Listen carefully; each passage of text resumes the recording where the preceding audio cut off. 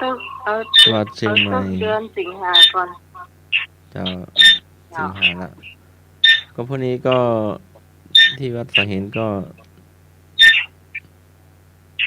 ตุปีตะวันเนาะองค์แสดงพระธรรมเทศนาตอนเช้าวันพระพรุ่งนี้เช้าเนาะ ก็จะบิณฑบาตที่บ้านเหนือบ้านใต้ของศรัทธาวัดฝางหินเนาะแล้วแม่ตอนส้มประเทศจ้ะก็เป็นพระอาจารย์มหาอำนวยพระอาจารย์อาพาธเนาะก็นิมนต์หลวงพี่ตะวันแทนเทศแทนเนาะคุณในเช้าเนื้อนาวัดนาศาลาวัดฝางหินเนื้อก็มาร่วมกินร่วมตาลได้เนาะแ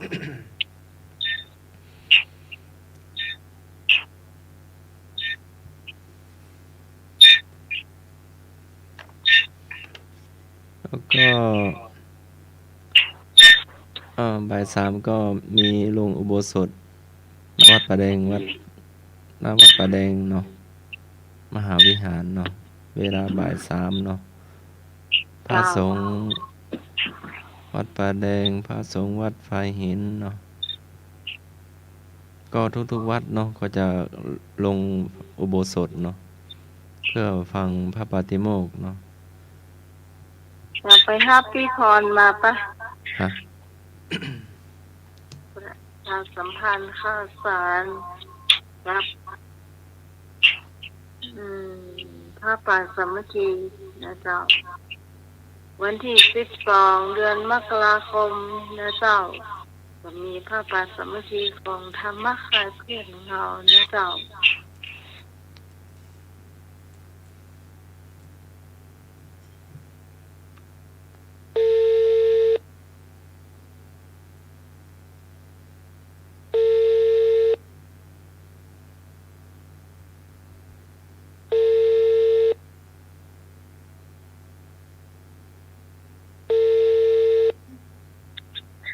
เจ้ากาลภาษาเจ้า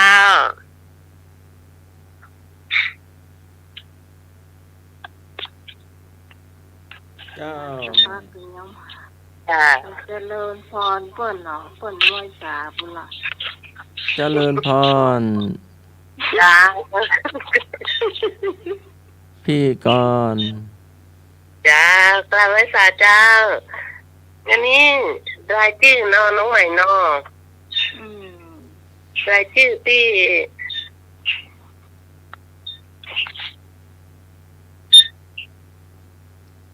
เดี๋ยวจะบอกว่ามีคนโอนเข้ามาเจ้าคนแรกกับน้องใหม่เจ้าปัจจัย500ค่าอาหาร500เจ้า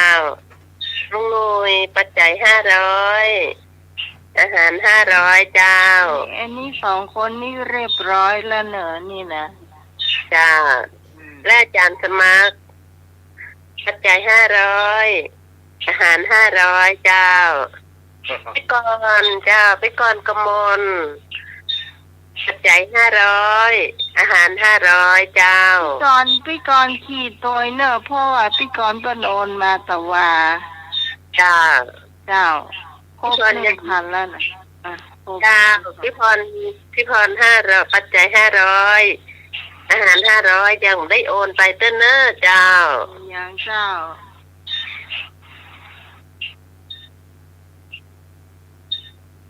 แม่สุพิษอาหาร200ปัจจัย200อาหาร200เจ้าแม่จันทามดกันนั้นปัจจัยถ้าจะปัน3เนาะและอาหาร300นะเจ้าเป็นพันเรียบร้อยแล้วนะเจ้าไอ้พงปัจจัย300อาหาร200เจ้าไอ้บุญจงปัจจัย500อาหาร500เจ้าและที่นาน7สีปัจจัย500อาหาร500เจ้าได้ยินว่าที่นาน7สี ศาสนากิจอะเลิกก็ยกตามทุ่มไปละนะเจ้า เจ้า เป็นกินเป็นอูฟังเนาะในราย ได้ การ ยิ นะ นได้ยินเปิ้นเดินหาน้องใหม่ก่อนเจ้า ที่ฮอนมาฟังตอนพอดีจบเวลาเป็นพอดี เขาก็มินดีไข้หัวเหมือนกันนะนอกพี่ไหมนอกนอกพี่ไหมนอกเขาก็อยู่ข้างนอกเรียกกันนะตลกดีเหมือนกันเจ้าจบรายการก็อู้กันอยู่ จ้าวันนี้เสียดดังไปเสียดดังก็นะจิบจับเหรอจ้า มันก็จัดรายการตัวอีกอะ เข้าภาษาแล้วอ่ะ เข้าภาษาแล้วเนาะ ครับมาวัดเถอะ มันเป็นเขียนร้องเป็น อย่างว่า จ้า เขียนมันร้องอบๆไม่ใช่หรอ ทุกคนก็วางก่อนเนาะเดี๋ยวจะตอบปัญหานะเจ้า ครับ จ้า ก็เอินเครียดแล้วจารย์สมัครการมันท้องอบว่ะ มันลุงหมูมาวัดเถอะมาวัดเถอะ ต้องไปว่านเนาะ ครับ อ๋ออย่าดูหล้ เจ้าเดี๋ยววันพวกนี้แม่จะไปช่วงเจ้า ถ้าเจ้านี่ไปช่วงบ่ายเจ้า ครับ ช่วงบ่ายนี่ยาวหน่อย ำ ปุ่นนะทำวัดเย็นแล้ววันนี้อีกนะ โอ้ ปฏิโมกข์ต้องดีเหรอเขาว่านะ อ่ะ ฟังพระสวดปฏิโมกข์ต้องดีเหรอใช่ไหม เอาไปได้ข้างว่าไปเลยเป็นตู้เจ้าโบกา นะ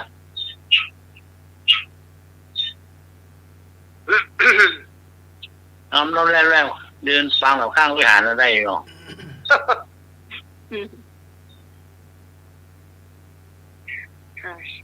ต่อไปเป็นคำถามก็ยังว่าแน่เลย ทีมธรรมะคลายเครียดจัดผ้าป่าสามัคคีประจำปี 2568 เพื่อซื้อพัดลมถวายไว้วัดฝายหินกำหนดการในวันอาทิตย์ที่ 12 มกราคม 2568 เวลา 9 นาฬิกาเปิดรายการธรรมะคลายเครียดช่วงทายเพลงช่วงคำถามพุทธประวัติช่วงคำถามธรรมะช่วงคำถามอย่างเวลา 11 นาฬิกาถวายภัตตาหารเพลเวลา 13 นาฬิกาพิธีทอดผ้าป่าสามัคคีต่อด้วยจับรางวัลแรกของขวัญมูลค่า 200 บาทขึ้นไปผ้าป่าครั้งนี้ได้การสนับสนุนจากนางสาวเกตนุกูลมูลทาประธานผ้าป่า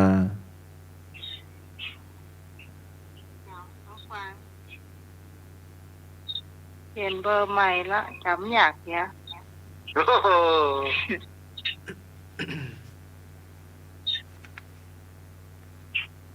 ก็คุณผู้ฟังที่ฟังรายการนี้ เราก็เป็นห่วงคุณผู้ฟังทุกคนนะเจ้าใครไปลงของคนท้องว่าเงินดิจิตอลทางรัฐนะเจ้าถ้าใครได้โหลดเตื้อก็โหลดได้นะเจ้าแต่ว่าถ้าบ่มีแบบโหลดได้นี่ก็เดี๋ยวไปรอไปก่อนเนาะ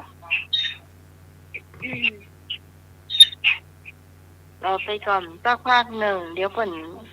จะมีติดตามตัวมาแบบธรรมดาก็มีเจ้าธรรมดาก็มีแล้วก็สำหรับคุณผู้ฟังที่บ่มีสักอย่างนี้นะมีเฉพาะบัตรประจำตัวก็ได้อยู่เจ้าผู้ป่วยติดเตียงอย่างประเภทนี้นะอันนั้นจะต้องไปลงพุ่นก่อน16 กันยาเป็นวันเจ้า โอ้โห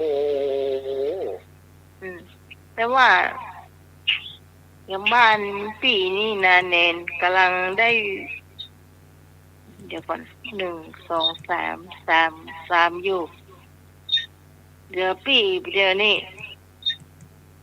โทรศัพท์เปิดอันนั้นมาได้เต้อไอโฟนกับ vivo เปิดมันล็อกมาได้เต้อ โอ้ มันเดี๋ยวนี้ใช้ได้2 เครื่องอยู่ของพ่อของแม่ได้ละ Apple แต่ว่าโทรไปถามพี่นามกินเนาะ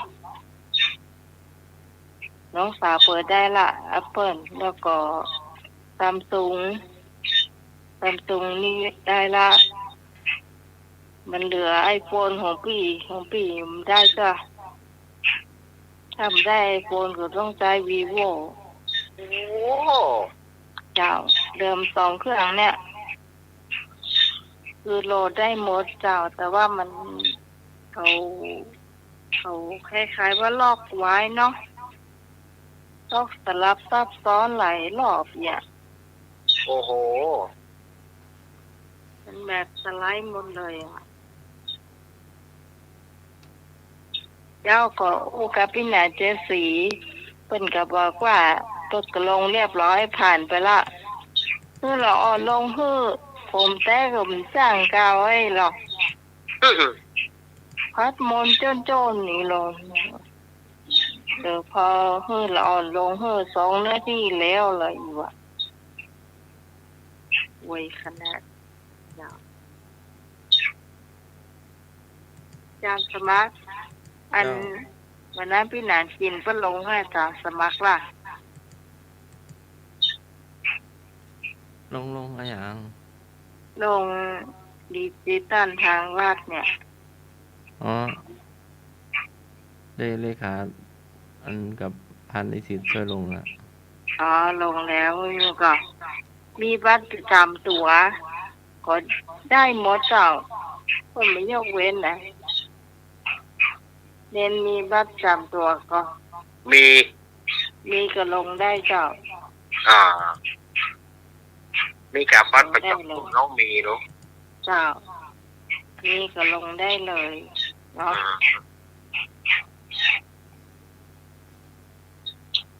เจ้าช่วงนี้เป็นคำถาม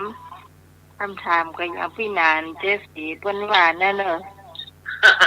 เดี๋ยวอยากปล้ำปเหลือเป้าจานสมัครเนอะเฮาก็ฟังแล้วเฮาก็เมาหัวไปตัวในลูก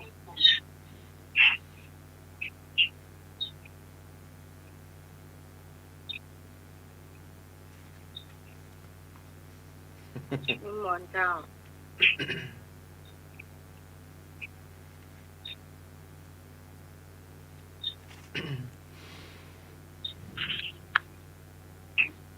ปฏิเสธที่11เสด็จแคว้นโกศลสุภัตตเศรษฐีผู้รู้จักโดยกันทั่วว่าอนาถบิณฑิกะเศรษฐีผู้ใจบุญชาวเมืองสาวัตถีผู้มีความเลื่อมใสในพระพุทธศาสนาใช้ทองคำไผ่ทองคำ54 โกฏปูบนพื้นที่เพื่อซื้อที่ดินสร้างวัดถวายวัดเชตวันถวายพระพุทธเจ้าจนได้รับการยกย่องว่าเป็นอุบาสกผู้เลิศในการถวายทานอยากทราบว่าท่านเศรษฐีท่านนี้มีชื่อว่าอะไร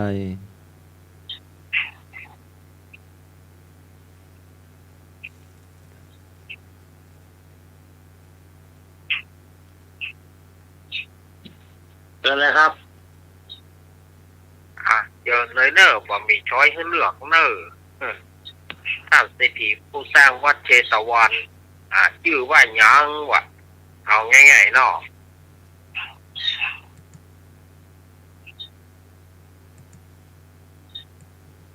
ท่านเศรษฐีผู้ซื้อที่ดินสร้างวัดเชตวันนะก็ชื่อว่าจะได้วะ สถานญาติโยมลองตายมาเนอะ จะมีอยู่คนเดียวอันเนาะ จะมีคนเดียวอะนะ ที่เงินอยู่เต็มหลงเข้านะเจ้าเดี๋ยวดาวฝนมาเหืออันเนาะ เศรษฐี ตอบได้ก็สถานญาติโยมลองตอบมาเนอะ มีคนเดียวย้ายต่อได้ตัวมาเสี่ยงเจ้าจะเสี่ยงเทวดามาไว้ให้เห็นเนี่ยเจ้า โอ้โห มาถึงได้เอาทองไปวางที่ดินของ เศรษฐีสร้างวัดอ่ะโอ้ โอ้กว่าจะซื้อที่ได้นี่ก็ยากเหมือนกันเนอะ เนาะ ก็ไม่ยอมขายให้ง่ายๆอะก็วางเอาทองไปวางที่ดินจนถึงรอบคนนะ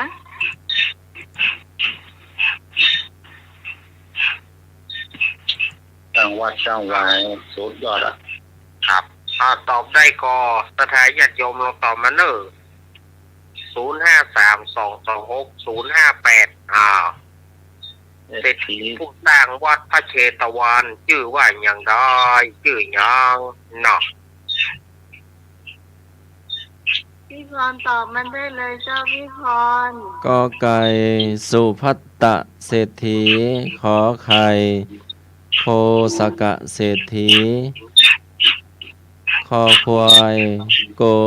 สิยะเศรษฐีฮอนกฮูกกิตะเศรษฐี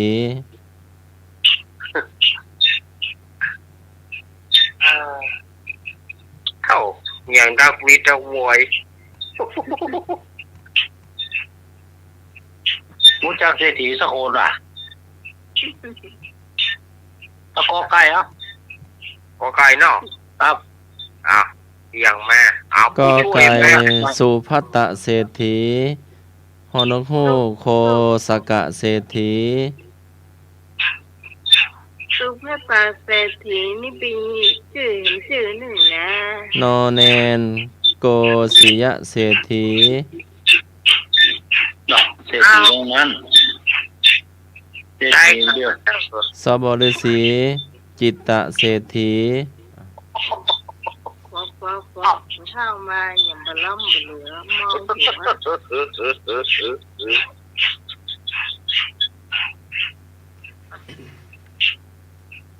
เกียรติประท้วงฮะ อย่างที่อยู่ในโรงเรียน เขียดนี่สวดมนต์หรือว่าเขียดตอบคำถามฮัลโหล เจ้าพี่พรตอบกอไก่เจ้า เจ้าพี่พรตอบ ขอกอไก่มาแล้ว แม่เดาหรือว่าแม่จำได้แม่ ตัวรุ่นๆแรกอ่ะ พี่พรตอบ กอไก่ แบบมั่นใจเลยจ้ะว่าจำได้อี ตัวรุ่นๆอีกอ่ะ มันมีชื่อสอง อ้าว ชื่อ ตัวลุง ก่ โย อน ก็โทรมาได้เนอะเนาะก็นิมนต์มา สอง นิม ชื่ น อ ต์ ตลอดเนี่ย นั่นแหละค ก็ รับ จะเป็นนักเรียน เนี่ย มา ดับ ทำ ปี โท เงิน เน ไว อะ หอมตรวจรามูลค่า ตัวลุงโยตุดลุงโต ทำกลางฝนตกเนาะ ปะโตเกียรติของหัวปะโตกล่ะ อ่า ทุกคนก็ว่าจะหลับสะดุ้งอาจารย์สมัครนอนไม่เห็นตะกี้อาจารย์สมัครว่าอะไรอมินทิกะเศรษฐีอิ่มใช่กะเอาข้อไก่ตัวให้หนุ่ยตา ก็ใครจะโหนเนาะ เจ้า เศรษฐีเนี่ยจักก็หลายจึงจักก็เหมือนละ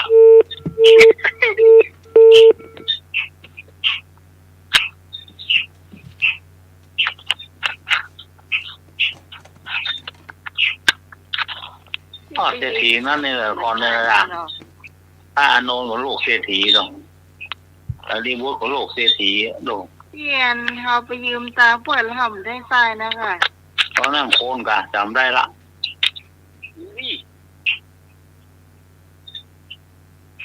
ตอนนี้มาบวชเศรษฐีนั่นเหรอพ่อเนาะ แม่นะ แม่มนนะเจ้า แม่มนตอบว่า เนี่ยนักเป้เย็นไว้ นิมนต์ตอบข้อไหนเจ้า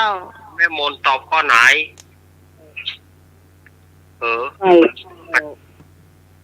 ฮะ ฮะ กอไก่ ไก่เนาะ นอก ครับ กอไก่สุภัตตะเศรษฐีเนอะ กอไก่โกงก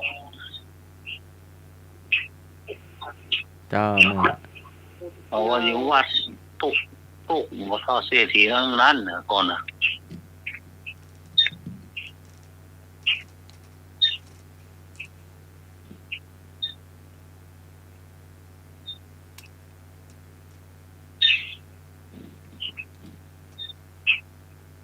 หลวงพ่อที่เจ้า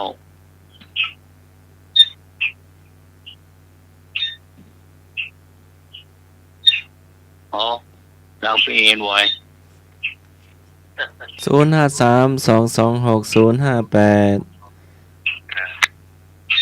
มาผู้ช่วยเนื้อขายหน่อยผู้ช่วยเนื้อขายแซฟเตอร์ ครับ มาลงแอปเงินหมื่นก็มารอบเดียว โจเอ็กเงินหมื่นนี้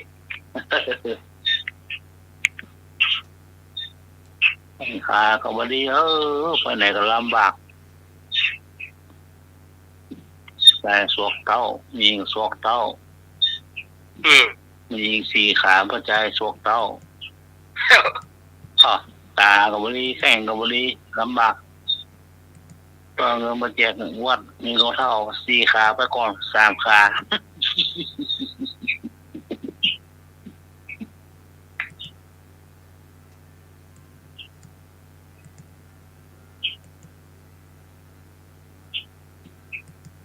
มีแล้วก็มีแล้วบอ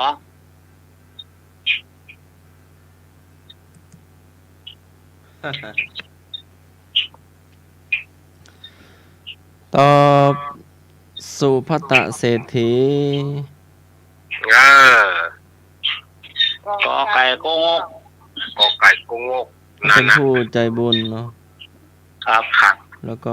ตาล โอ้ใจบุญแด้ เลี้ยงข้าวชาวบ้านเนี่ยนะ ป้าน้ำมันไหนวะนะแปลงห้องผ้าแปลงห้องน้ำทุกเจ้าแบบไฟฟ้าเอาผ้าเลยก็เข้าไปนี่นั่งซ่วมนี่ไฟฟ้าหมดนะกดข้างๆนะดก โอ้ โอ้ห้องน้ำกว้างห้องน้ำทุกเจ้าป้าน้ำมันโอ้ปตทเนี่ยลงคลิปทำแบบพิเศษเลยนะ ลุย ครับ หยุดตรงไหนอะฮะ มันบอกครับเจ้าของมันนะคนทุกเจ้าพิการในยุ่งไปนะห้องกว้างหรือกว้างหรือห้องน้ำเพื่อนนะเข้าไปพักในท่านสบายอ่ะมีแอร์ด้วยเหรออันห้องติดแอร์เลยนะโลก โอ้ ทำมือสำหรับทุกพระเจ้าที่มา ปัด หา โต ลูกปั้งมาไหนผมบอกนะเจ้าของมันสร้างนะมันอย่างชื่นซอยตามซอยที่มันเขียนตีหน้าปั๊มนะว่าเนี่ยซ้อสั่งลุยซ้อสั่งถอยซ้อสั่งเหว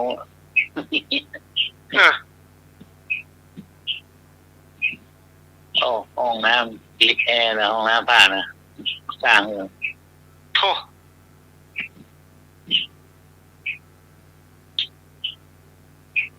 แล้วเจ้าข้อต่อไป ครับผม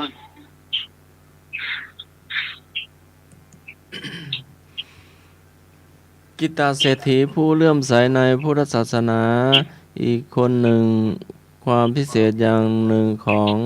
เศรษฐีผู้นี้คือท่านมีความรู้ในพระธรรมมากบรรลุถึงขั้นอนาคามีความสามารถในการแสดงธรรมจนได้รับยกย่องเป็นเอตทัคคะในทางแสดงธรรมฝ่ายอุบาสกจิตตเศรษฐีใจบุญสุนทานได้นับถือจากประชาชนท่านอุปถัมภ์ศาสนาด้วยการทำบุญทำทานอย่างสม่ำเสมอ บริจาคสวนมะม่วงของตนสร้างอารามที่อัมพาตกวันจนได้รับการยกย่องจากพระองค์ว่าเป็นผู้มีศรัทธาเลื่อมใสเป็นทายกกัปปิยะการกเป็นผู้อุปถากแก่สงฆ์ถามว่าท่านจิตตเศรษฐีท่านสร้างอารามชื่อว่าอะไรบริจาคสวนมะม่วงเพื่อสร้างอารามมีชื่อว่าอะไร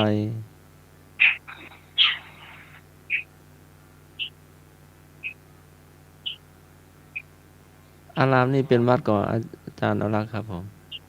อารามก็คือว่าแต่ค่ะ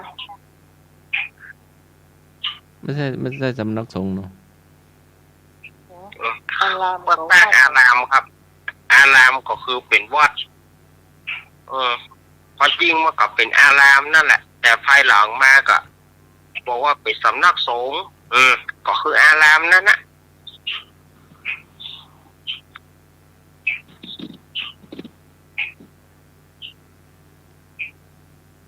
มีเลือดซ้อยเนาะปัดเดียวเนาะ ช้อยกา อ้าว ช้อยกา ครับ ถ้าเบาช้อยเปิ้นจะบัดจ้างตอบอาจารย์สมัคร ฮอนหูกตาโตโคสิตารามกอไก่อัมพาตกวันเลือกได้เลยเนาะ อ้าวระวังกอไก่กอฮอนุหูกเนอะกอไก่กอฮอนุหูกเนอะเอาไก่นั่นเลยนะเลือกเอา เจ๊ตีเขามาตอบสักคำวะ อ้าวขณะนินสมโทรเข้ามาตอบกำลังอาจารย์สมัครอยากรู้โดยฮอข้าวกอไก่เนาะ จะไปรับพ่ออาจารย์ก่อนเนาะหรือว่าให้พ่ออาจารย์โทรมาหรือว่าให้ไปรับ จะคงติดบอกว่าจะโทรเข้ามาเจโทรมาคนเดียวมีเบอร์จากสมัครละ ก็เอาข้าวกอไก่เนอะอาจารย์เจ้า ครับ จ้า เจ้าบนมาเพ่หรอมาวัดดอนชัยแม่ลินเนี่ย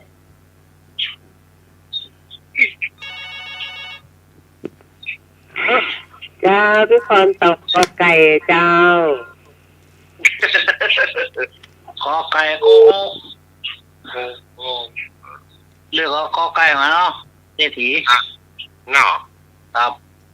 ครับ โอ้คนลูกใจบุญคนนักคนเนอร์คนก่อนนะดา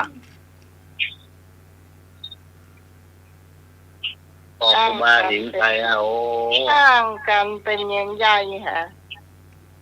ตาล ก็ เนอะ ไก่ ขึ้น จะ ตา พ ล อ สว ลู น ก มะ หู ม่วง คนทุก อืม ตา อ๋อหน้าหูตาโตคอไก่งกงก โอ้ตามันตกเจ็บเหมือนกันนะ อืม หนึ่งตาใหญ่หนึ่งตาน้อย นี่รับการจ้างเพื่อนละ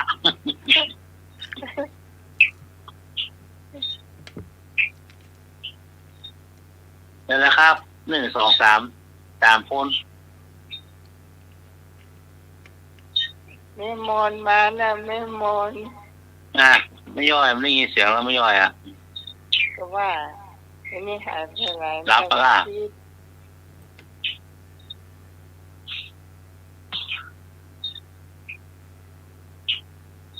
เปิดแอร์รับปะล่ะ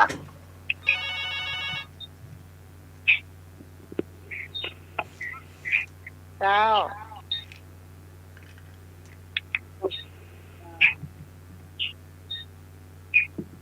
ไก่นะเจ้าแม่มนเจ้า แม่มอน แม่หมอนเนาะ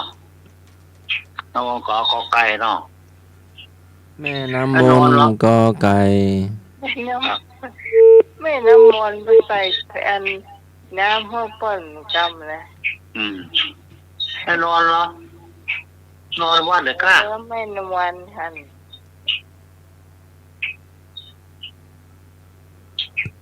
แม่นั่นละ เนอะ แม่อยู่กันแม่เพื่อนไม่บูนอ่ะ ฮะ ก็ไปวัดเด็กก้าวันนี้ มาไปจ้ะวันนี้ยังไม่ทราบว่าศีลจะลงโภกกะ เตรียมข้าวเตรียมครัวเตรียมของหรอเจ้าวัดโอ้พี่นานสมบูรณ์ยิ้มหนักนะครับทางรายการนะสุบลิมก็แม่นเนาะตากินปุ่น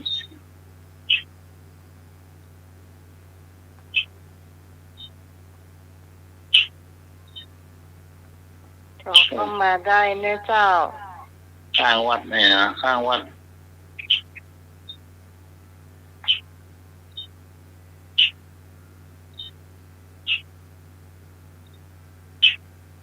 ข้างว่าต่อให้นึกอ่ะ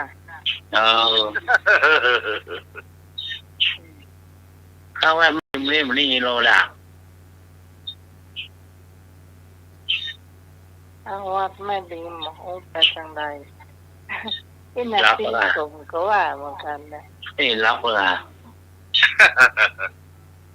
เป็นคนที่ไหนครับที่ไหนไม่ใช่ว่าไปกุฏิกุฏาอันนี้พี่นาไปซ่อหาคนเดียวเตอร์อีเนาะ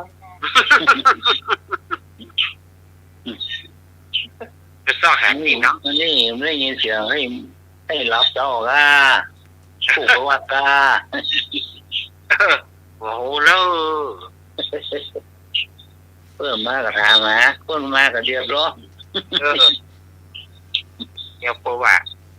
จังท่านตายเนี่ยออกมาประจังใดอย่างเงี้ยบอกได้พวกกระแทกประจังใด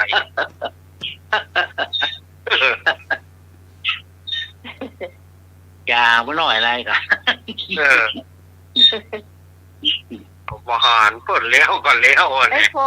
พงมีไหนไอ้พงมาตอบกัน เนาะ เออ ไอ้โพงมา น้ำฝนได้7 วัน8 วันสบายแล้วกันส่วนใหญ่เนาะ เก็บปากแก มีอยู่เนอะโกนนายจะตกอยู่เนอะ ฮะ โอ้แมลงเนี่ยแดดเสียบ จะตกอยู่นะครับ แมลงเนี่ยตกแก๊บตั้งแล้วพอชอบ เต็งตกนะถ้าเป็นวัน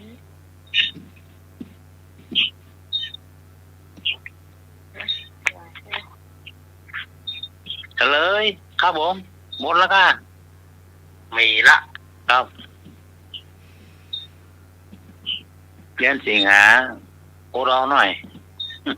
จิตตสสถิท่านถวายสวนมะม่วง เพื่อสร้างอารามชื่อว่าอัมพาตกวัน โอ้แต่ภูมิใจ ใจบุญนะ ก็เปิ้นมีตีของเปิ้นลงลุย ครับ เปิ้นมีตีของเปิ้นบ่เดือดร้อนหรอ อ๋อใจบุญโอ้ เพราะว่าตีเปิ้นมีอย่างเปิ้นมีแล้วนี่เปิ้นก็สละได้ ส่วนนี้ก็วัดเนาะส่วนนี้ก็มีอยู่เนาะ ครับ ส่วนนี้มั่นคง คือสมัยก่อนคือตีดินเปิ้นนักอะ อ๋อ นี่ดีนะ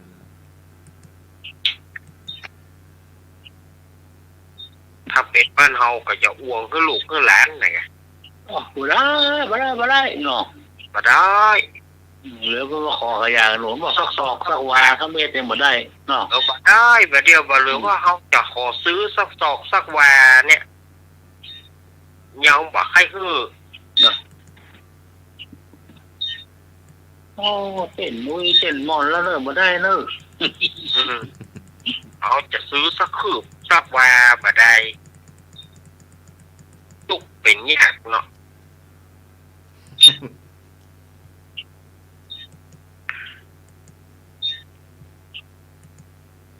ครับผมต่อมา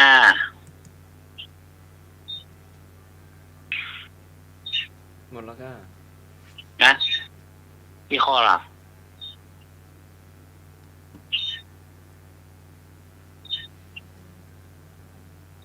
หมดแล้วกันหมดแล้วเนาะ หมดแล้วก็ อ้าว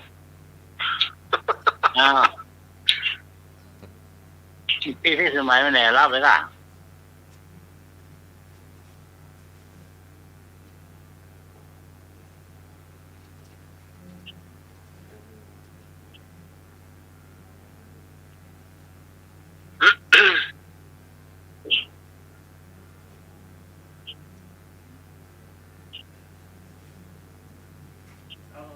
เอาเห็มก่อน โอ้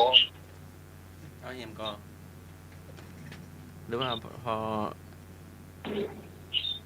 เกือบ4 โมงแล้วเนาะ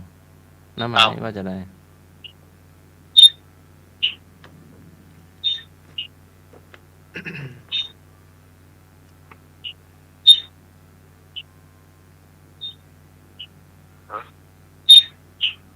เอาเห็มก่อนน้ำหมายหรือว่า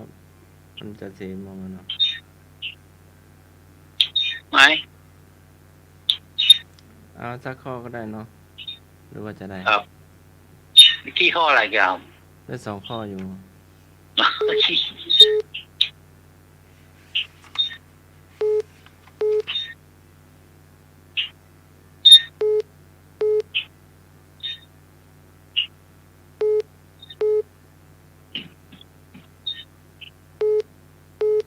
ข้อที่3ถามว่า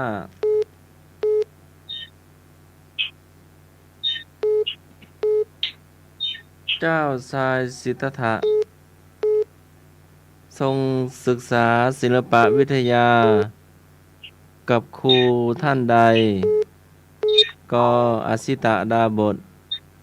ขอวิศวมิตรวิศวามิตรคอโกณัญญะงอสัญชัยเจ้าชายสิทธัตถะทรงศึกษาศิลปวิทยากับครูท่านใดกอสิตะดาบทขอวิศวามิตรคอโกณัญญะงอสัญชัย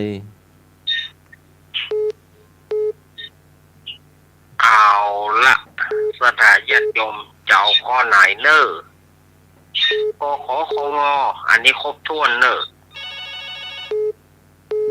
มาแล้ว เจ้าที่คำตอบก็ไก่เจ้า ไก่ก็ อ๋อไก่โป๊กเนาะ ไก่กุ๊กกุ๊กบอก ก็ไก่มาเนาะ ลุงหนุ่ยก็ไก่เนาะ น้ำหมายรู้แล้วกันอาจารย์สมัคร นั่นเป็นเบอร์ใครไม่รู้นะไม่กล้ารับสาย แม่หมดนะเจ้าพ่อขอไก่เจ้า ก็ไก่เนาะมนก็เอาก็ไก่เหมือนกัน ควายเจ้า ก็ควายสู่มาตึกแม่เฮ้ย ครับมาแล้วนะ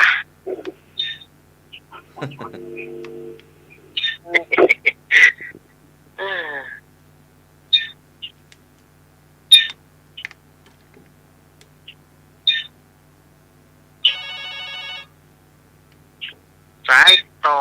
ไป จ้าไม่ต้องก็เอาก็ไก่จ้าแล้วก็มาน้องไหมโชว์เบอร์มาแล้วจ้าน้องไหมคงจะหลุดดูเบอร์ด้วยค่ะ เนาะยิงไอ้แซฟไปไหน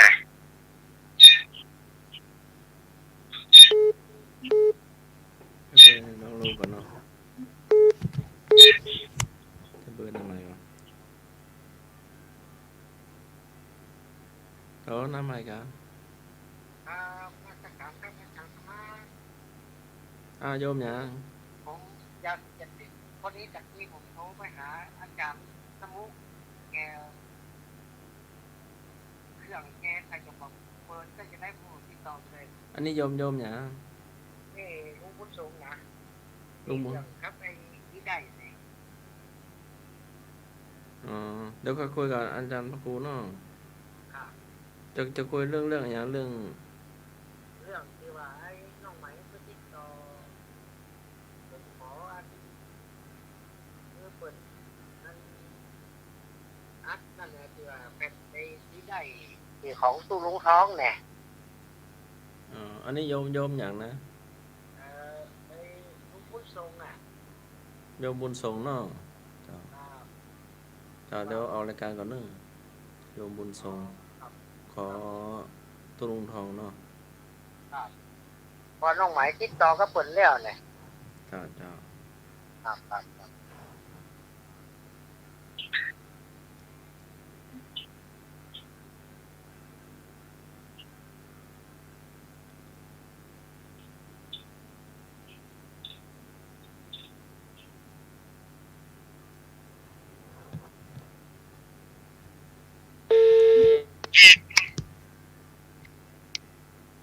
โยม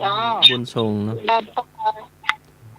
เจ้าสมัครกองอ่านก็ไก่คือใคร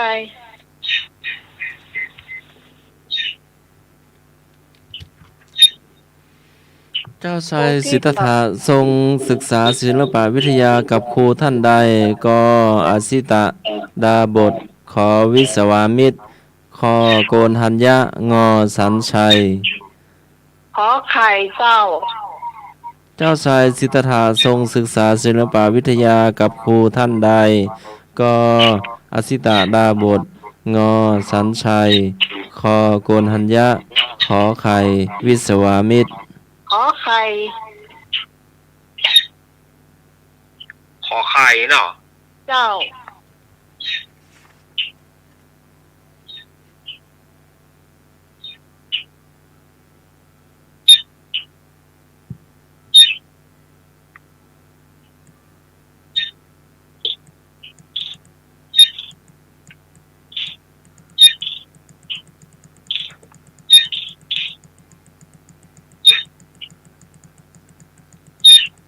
ต่อขอไข่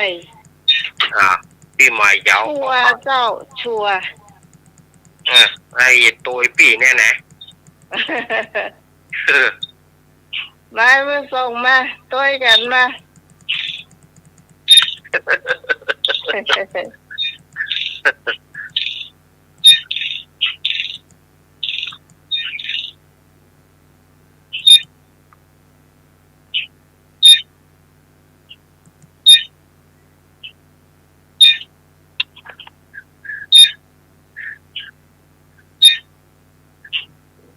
ที่ตาดาโบสเป็นปัจจัยแน่เจ้าไก่ไก่กอไก่นี่ไว้ปีกมาได้เนอะเออ ไม้ติกมาได้อยู่เนาะ ไว้ปีกมาได้เจ้า โอ้โห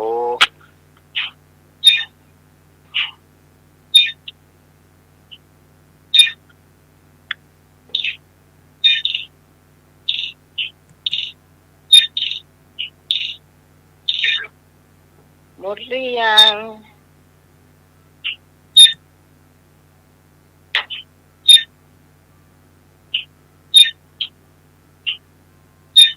ที่ไอ้บุญส่งไปขออันติดต่อเอกสารเรื่องสันดีใจของตุ้งทองเนอะเมมเบอร์ไว้เป็นกรรม โยมพ่ออะไรนะ บุญส่ง อยู่ วันนั้นละ อยู่วัดหยัง อยู่ไม่ออนปุ่นแต่ว่าปุ่นทำงานไปเรื่อยๆไง อืม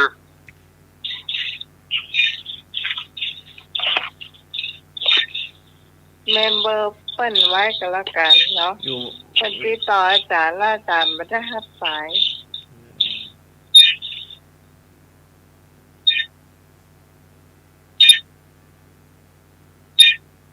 อ จารย์กว่าเป็นแก๊งคอร์เซ็นเตอร์ค่ะ มันมาก็ไม่กล้ารับสาย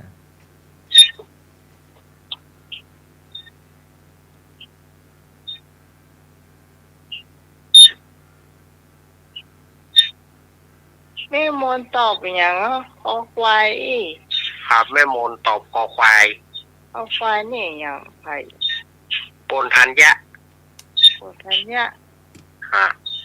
ปวดทันยะปวดทันยะก็ต้มไปใหญ่จ้ะ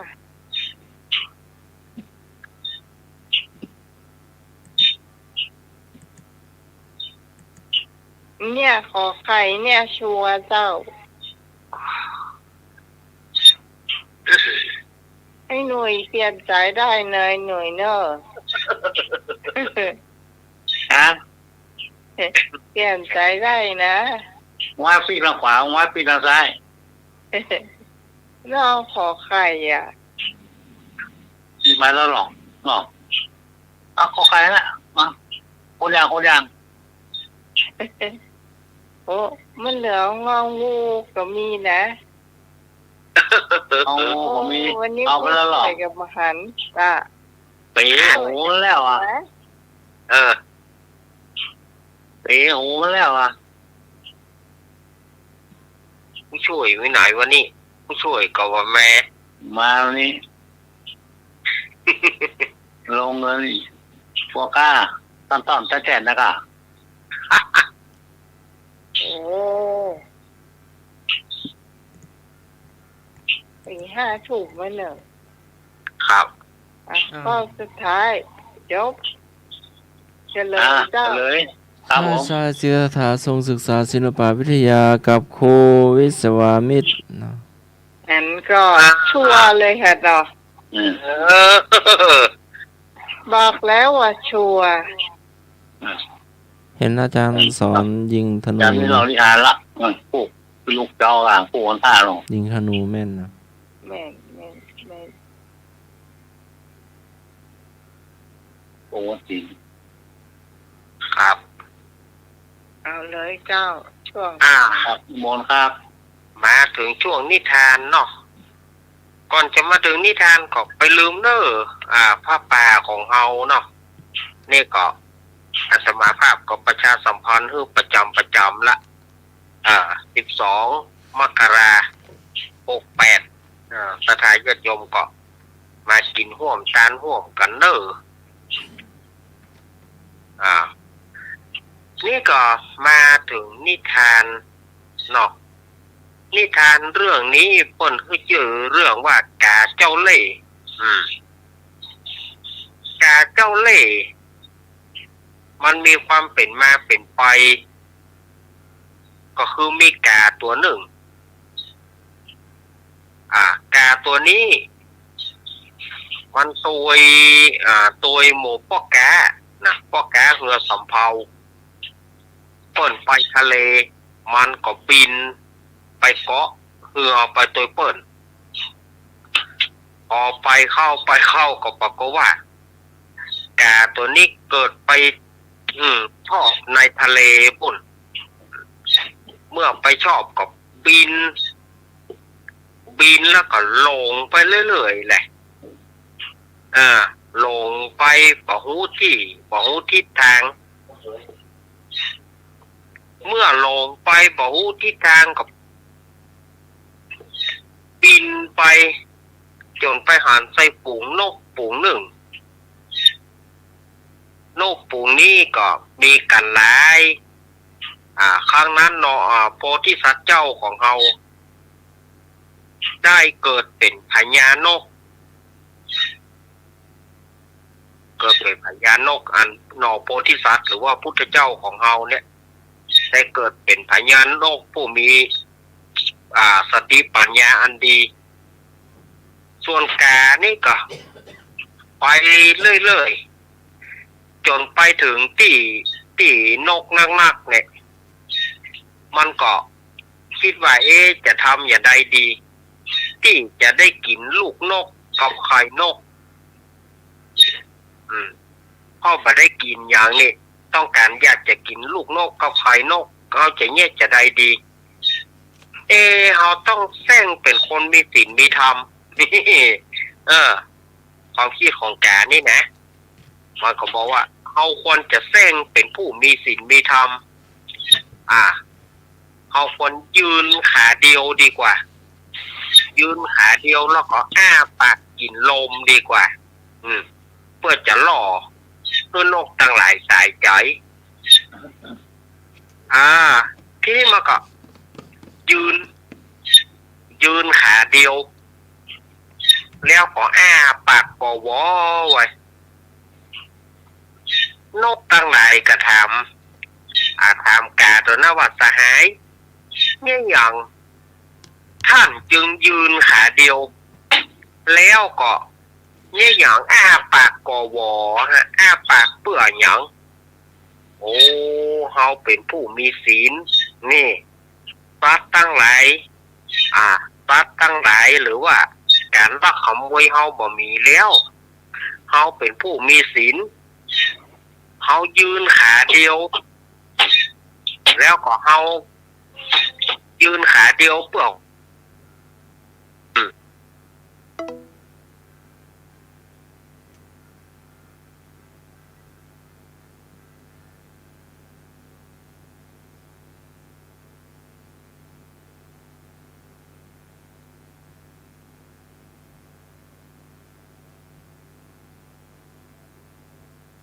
รอสักครู่นะมันจะบันทึกโยมเนาะเลยหลุดไปเลย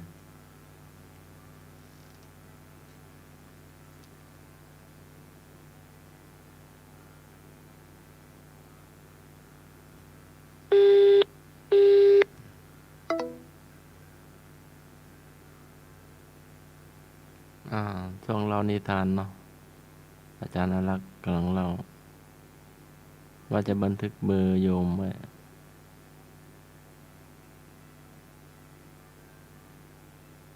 ต่อสักคำหนึ่ง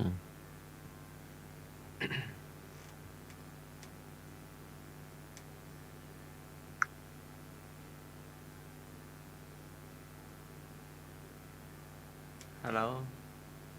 ครับนิมนต์ต่อครับกาตัวนี้มันก็บอกว่ามันเป็นผู้มีศีลมันยืนขาเดียวเพื่ออาศัยความเพียรเขาได้เป็นอริยะบุคคลแล้วคือเขาเป็นอรหันต์ดูกำกึดมันนะ เขาได้เป็นอรหันต์เขาจึงบางอย่างแล้วที่เขาอ้าปากกวอนี่ก็คือเขาบกินอย่างแล้วเขากินกะโลมนกทั้งหลายกระตายใจโอ้ท่านผู้วิเศษท่านผู้อรหันต์แปลว่าเปิ้นกินโลมนี่เนาะมันก็เอาจนกาตั้งหลายเอาจนนกตั้งหลายเนี่ยตายใจพอนกหมู่นั่นเผลอกานี่มาก็เข้าไปจิกกินลูกนกจิกกินไข่นกพอปิกมาก็มาถามหมูนกทั้งหลายก็มาถามลูกเขามีไหนไข่เขามีไหนไปถามไปก็บอกครับบอกรู้แล้วไปถามพญากาไปถามกาตัวนั้นกาตัวนั้นมันก็บอกว่าเฮาปราศจากความรักความโลภโกรธหลงเฮาบ่มีถึงวันนี้เฮาเพียรยืนขาเดียวแล้วก็กินลมกินกะลมแล้วอันน่ะน้ำเฮาก็ยังบ่กินอย่างเฮาก็ยังบ่กินเฮาบ่ได้ไปเอาลูกนกไข่นกอีหล่ะหมูนกทั้งหลายก็เชื่อแหละเพราะว่ากานี่มันกล่าวศีลกล่าวธรรมว่ามันเป็นผู้มีศีลมีธรรมมันก็กล่าวอันยามว่ามันก็คิดว่าเป็นธรรม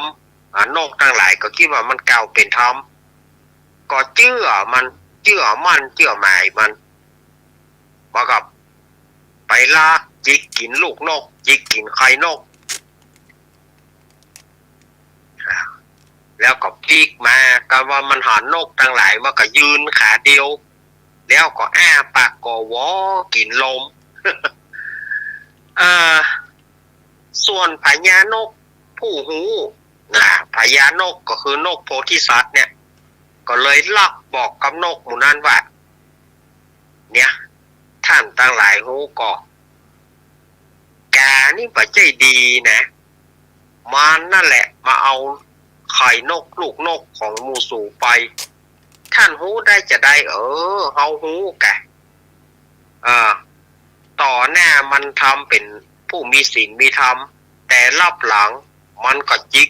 ขโมยลักจิกเอาไข่เอาลูกนกไปกินนกน่าก็แตกไปสองฝ่ายแหละฝ่ายที่เจือก็มีฝ่ายบ่เจือก็มีถ้าบ่เจือเพื่อไป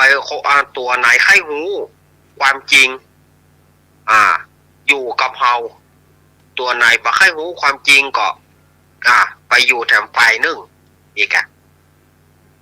หมู่ฝ่ายที่อยู่กับพญานกโพธิสัตว์ก็ลากพอแจ้งมาแต่งปลากันออกไปว่าจะออกไปหากินก้ามเดียวปิกมาเนาะกานี่มันก็คิดว่านกทั้งหลายคงไปละมันก็ไปลากจิกกินลูกนกไข่นกจนหมดทีนี้นกทั้งหลายแปลว่าอย่างอี้กะมันว่ามันกินลมแปลว่ามาลักกินลูกหมูเฮาเป็นว่ากำอู้เอางามน้ำใสสวยแน่ใจบ่ได้เลยนี่หมูเฮาบ่ถ้าเอามันไว้จัดการมันเหียทีนี้เขา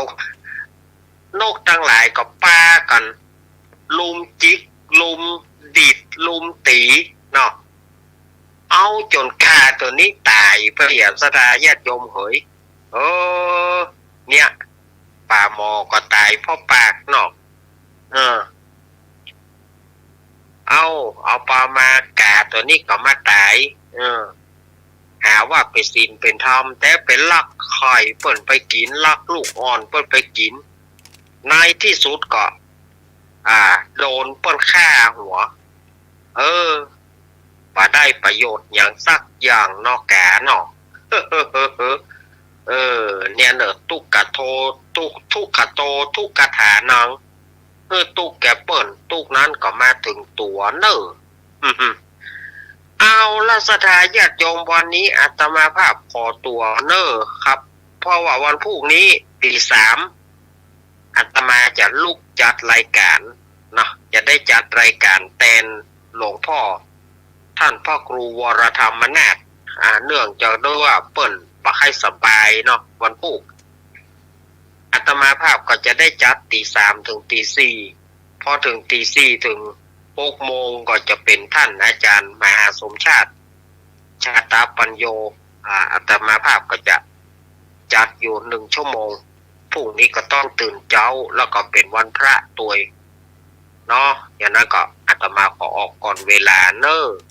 ก็ขอขอบคุณท่านอาจารย์ท่านพระครูสมุวิศวัตวรกิจโจครับที่ให้โอกาสเก้ากับผมขอขอบคุณท่านอาจารย์สมัครยานสีโลนั่งๆนะครับครับผม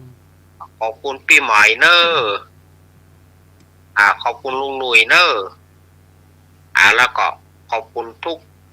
ท่านที่ฟังรายการด้วยดีเสมอวันพุธกับป้ากันแถมนะวันพุธกับป้ากันแถมในรายการธรรมะคลายเครียดนี้แต่สถาญาติโยมจะไปฟังหมุนขึ้นหนีไปไหนเตื้อ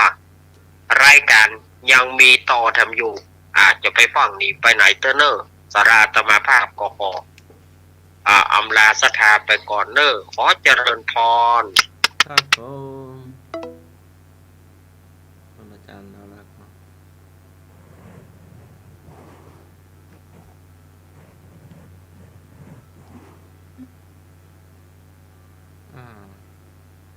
ติดต่อโยมสมัยก่อนเนอ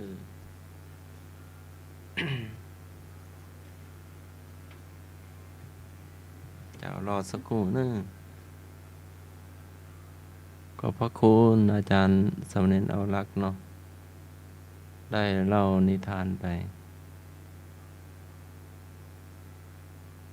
ก็ได้ข้อคิดได้ข้อธรรมเนาะ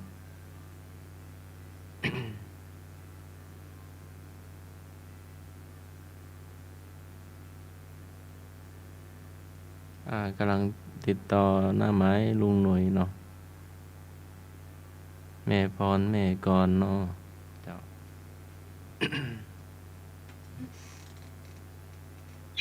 อัพ ค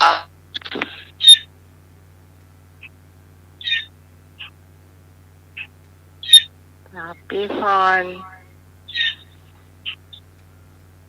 การทำกับข้าว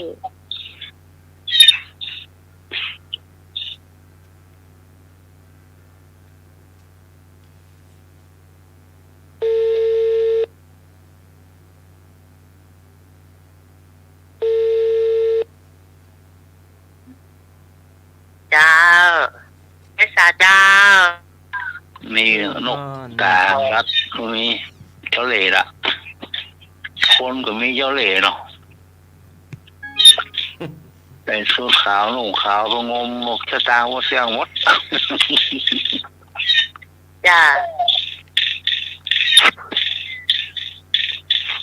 ก าเจ้าเหล่เจ้าบละคนเจ้าเหล่ มีคนเจ้าเหลี่ยตัวโลก ครับ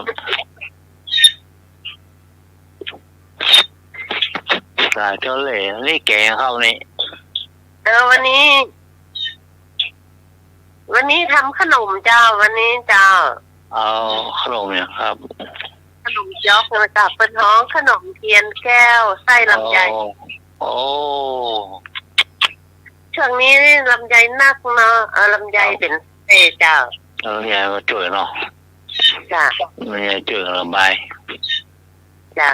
ผู้ก็ไปวาดกันเนาะขนมนี่นะครับ ขนมจ๊อกบ้านเฮาขนมจ๊อกเนาะทางไทยเป็นขนมเทียน ข จ้ะ นมเทียน แป้งนี่สมัย แล้ว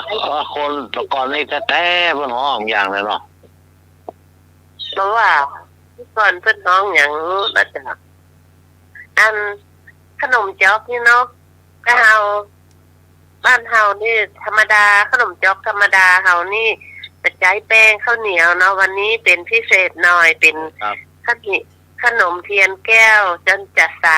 นะเจ้า นั่งหายไส้ในเนาะ เจ้าเอาไปเอาแป้งเท้าเจ้าใจแป้งเท้าใหญ่ม่อมเจ้าเอามาเคี่ยวกันนะเจ้า อ๋อ ทำแล้วนะตอนแรกเขาก็แป้งไส้ลำไยไปก่อนเนาะเดี๋ยวเขาก็ทำแป้งนอกนะเจ้า ครับ สองเป็นแป้งไส้เขาเอาลำไยพันดอนเนาะมันหวานดีเนาะเจ้าเอามาแกะเปลือกล้างสะอาดเนาะเอามาแกะเปลือกออกแล้วก็เอาเม็ดออกเอาแต่เนื้อมันนะเจ้า ประมาณสัก2 ถ้วยตวงนะเจ้า หั่นเกิงเนาะเขาแกะได้ลูกคนหนึ่งเขาก็มาหั่นเกิงก่อนนะเจ้า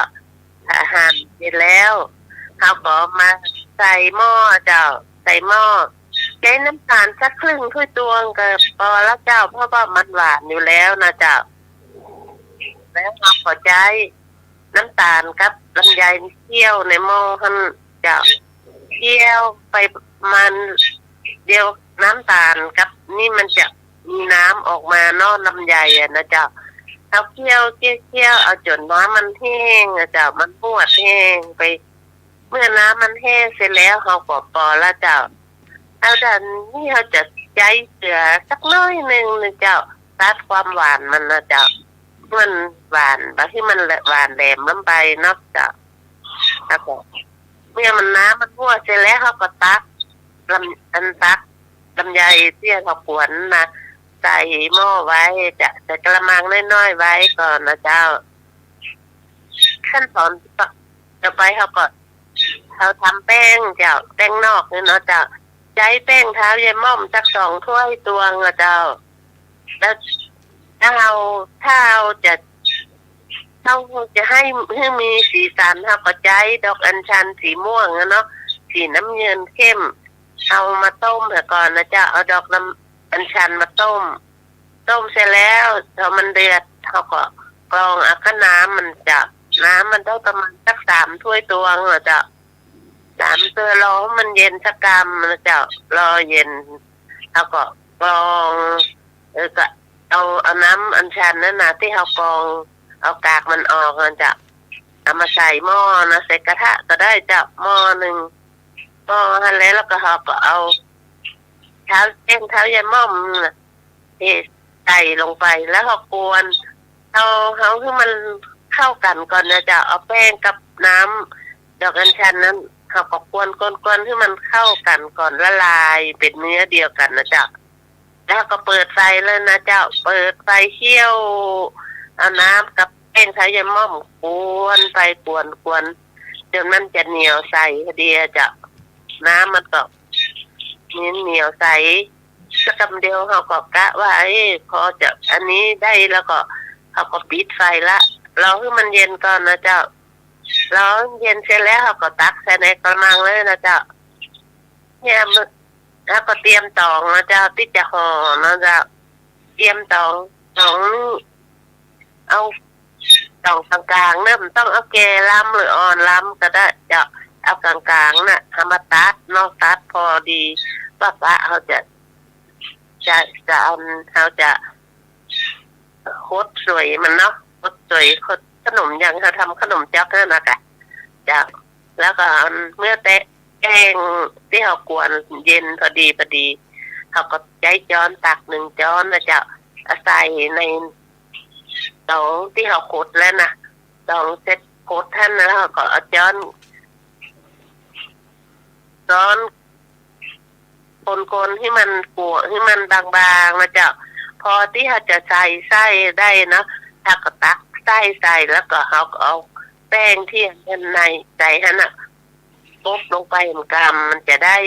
แบบที่มันมีไส้นะจ๊ะแล้วก็ห่อไปทีละหน่อยแล้วห่อจนจบเสี่ยงแป้งอ่ะจ๊ะ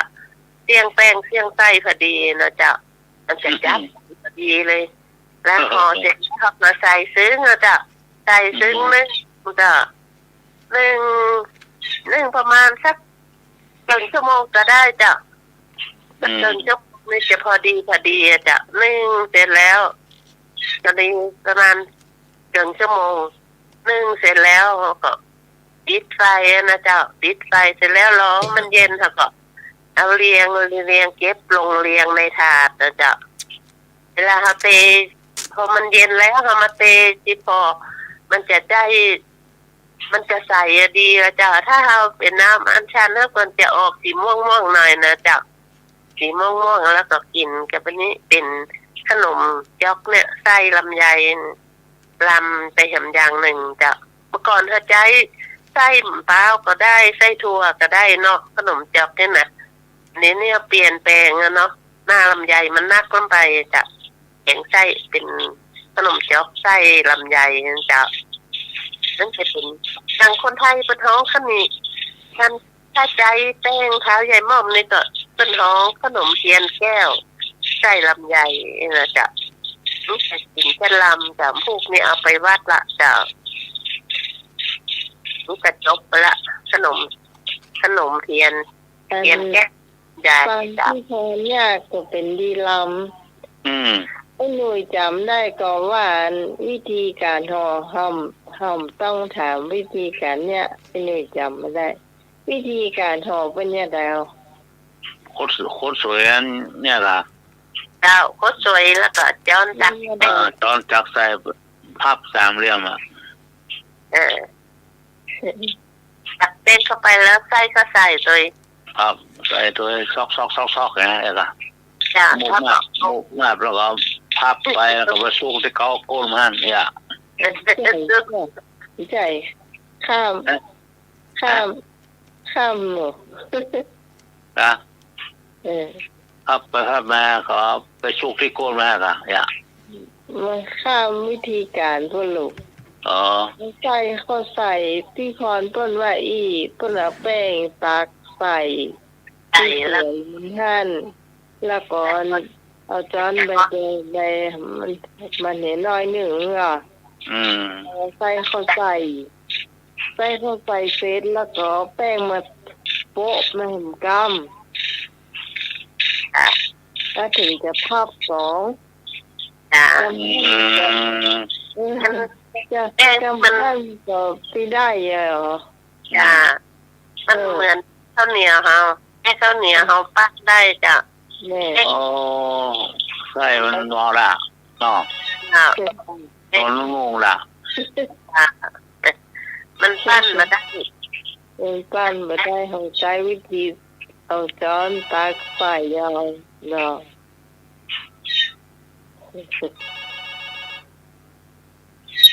ครับผม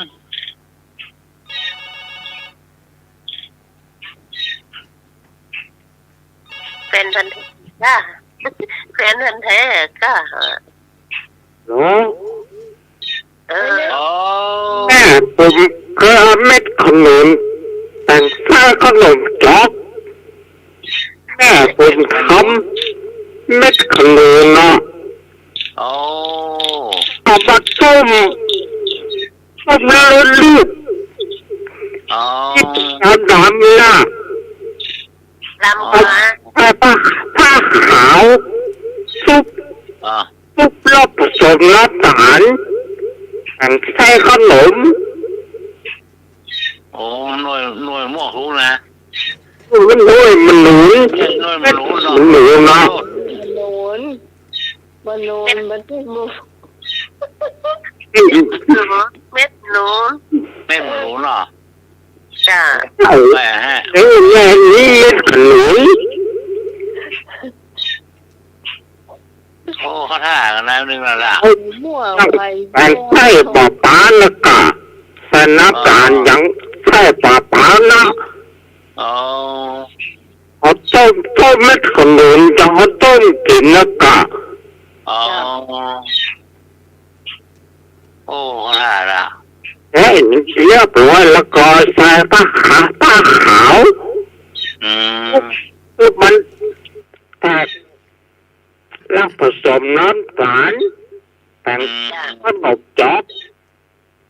อ๋อ แม่ผมเคยท อืมพวกเราก็ ำ อ๋อขนม ทำนะ ขนม มันตัวอย่างเม็ดมันหนุนต้มแล้วก็ล้ ครับนะหมอ ำแล้วก็ก็กินนะไม่รู้นี่นะนอดอ่ะ จ้ะ กินต้องเอามีดผ่าก่อนแล้วได้แล้วไปแก้แม่ นี่กันนะครับ ครับผมโทรมาแล้ว ฟังรับไปเลยนึกเด้อ ห้ามรับนะ จะเดี๋ยวจะมีเตี้ยอยู่นะเตี้ย ห้าม ไก่ รับ นี่นะ ห้ามตึกห้ามนั่งตึกไม่รับ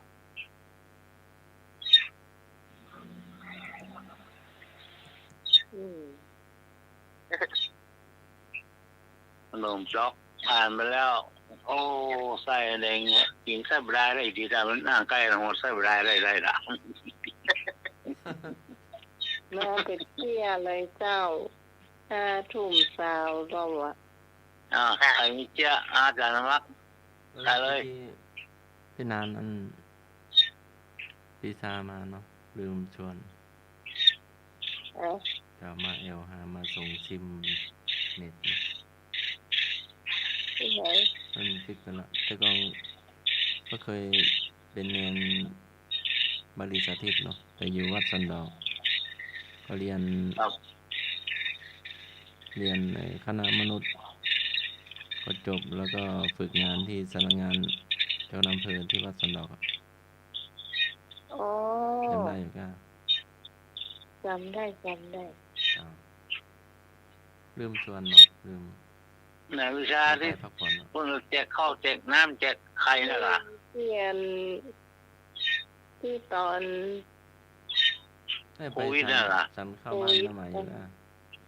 จำได้ ช่วงโควิดอ่ะ จำได้อยู่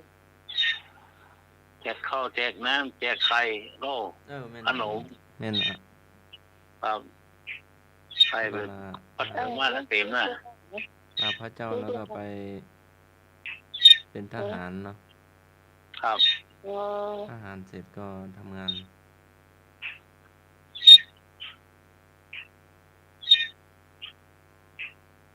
ในต่างกันเนาะ เลิกงาน4 ทุ่ม โอ้ เลิกดึกแล้วเนาะ อืม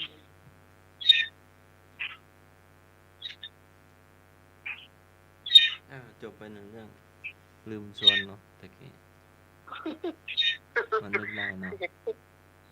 เทียบไม่นานหรอก เจ้าพี่หนามลืมจวนพี่หนานอีหนอ ลืมเชื่อเรื่องลืมชวนไม่นาน ก็เนี่ยมันคือมันนึกได้อะแต่ก่อนก็จัดรายการด้วยกันเนาะ อ๋อ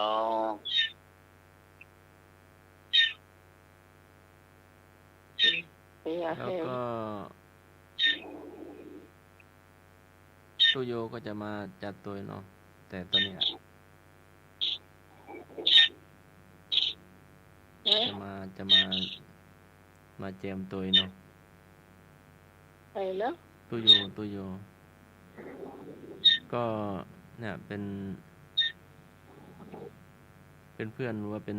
มิตรสหายกับอาจารย์เลียวหลอนเนาะตอนนี้อาจารย์เลียวหลอนก็ลาพระเจ้าเนาะลาศึกษาก็ดูแลมาไปดูแลโยมแม่เนาะ อ๋อ แล้วก็ เอาอยู่แม่ก็อันนี้หรอลูกแกแล้ว มี นะ อายุแล้วเนาะ ครับ แล้วก็เนี่ยก็จะมา พี่หลงพี่ลืมละโยมแม่คน ก็จะมาบวชต่อเนาะก็วัดก็พัฒนาได้เยอะเนาะ ครับ ได้ถนนเข้าวัดใหม่ได้พระเจ้าองค์ใหม่องค์ใหญ่องค์น้อยได้แอร์ใหม่ได้ได้หลายอย่างเนาะ ครับ ได้กุฏิใหม่เพิ่นมีกำลังเนาะ ครับปากพวกคนนัก ก็ไปมาๆเนาะก็อันก็ยังไม่ลืมวัดไม่ลืมครูบาอาจารย์เนาะ ครับอยู่วัดตลอดล่ะร้านที่รอนะ ที่เหมือนกันที่เพิ่นมา เพราะว่าปีนี้ก็อาจจะเป็นปีสุดท้ายที่ได้ไหวใจกลับในการนะแล้วพอป่าแล้วก็ดีคงจะงดนะอยาอาจารย์สมาธิเนาะว่าภาระแต่ละคนแม้แต่อาจารย์สมัครเองก็หนัก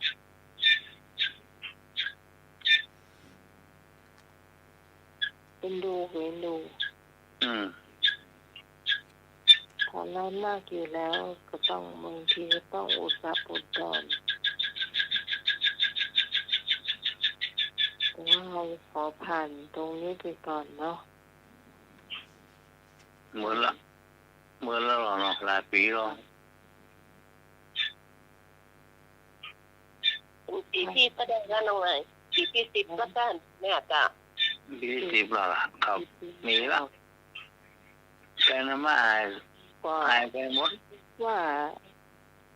มันก็เหมือนนะแกเนาะฮอกหมูเอาอย่างมาเปลี่ยนแปลงทุกคนฟังเห็นเนี่ย อืมแม่น คนอื่นเพิ่นจัดรายการธรรมะใครเสียงเขาก็น่าจะยุติบทบาทเอาไว้ที่งานของเขาก็มีตัวอย่างเนาะ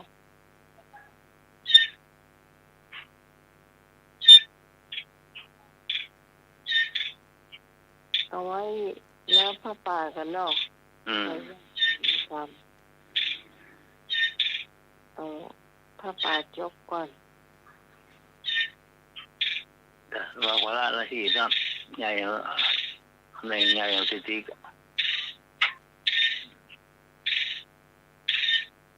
ก็บางครั้งก็ดูอาจารย์สมัครแหละงานนักพูดถึงงานนักเนี่ยอาจารย์สมัครงานนักก็เฮาค่ะก็ต้องมาให้ภาระตรงนี้โดยตลอดเนาะอาทิตย์ก็ไม่ได้ย้าย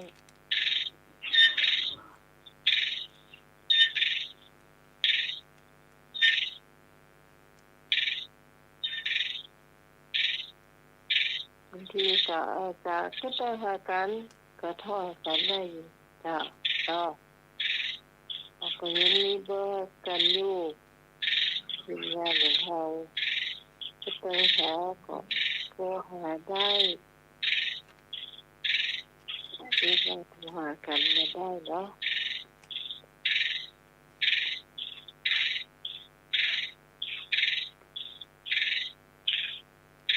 ปีแล้วเนาะโอ้ เมินเลยเมิน เมืองอ่ะอ๋อ10 ปีแล้ว การนี้ก็คงจะเปลี่ยนให้คนอื่นไปจับของเนาะ ในการสมัครเนาะโอเคอ่ะ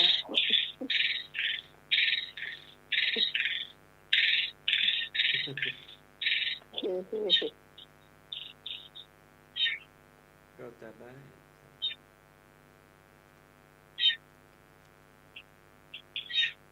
การสมัครใจสู้จัดไปดีกว่า นี่ไม่ใช่ว่าตายมาข้างนึง จัดไปจน ตายมาข้างนึงหรอ ตายไปข้างหนึ่ง เอ จะ อ เป็นอะไร ตาย ตา ว่าย หร ไป อกจัดแล้วโดนตายมาข้างนึงนะข้าอู้นัก เป็นอะไรตายไปข้างหนึ่ง ครับจัดโดนตายมาข้างนึงนะเนี่ยคนละตายโว้อ่ะ เป็นผู้เป็นลมตายใหญ่เลยเป็นที่ฟ้านหายใจอ่ะ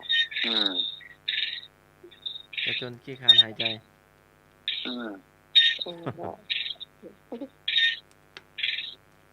สู้วัคซีนแล้วก็ พี่พรต้องส่งสัญญาณพ่องเนอะ จ้า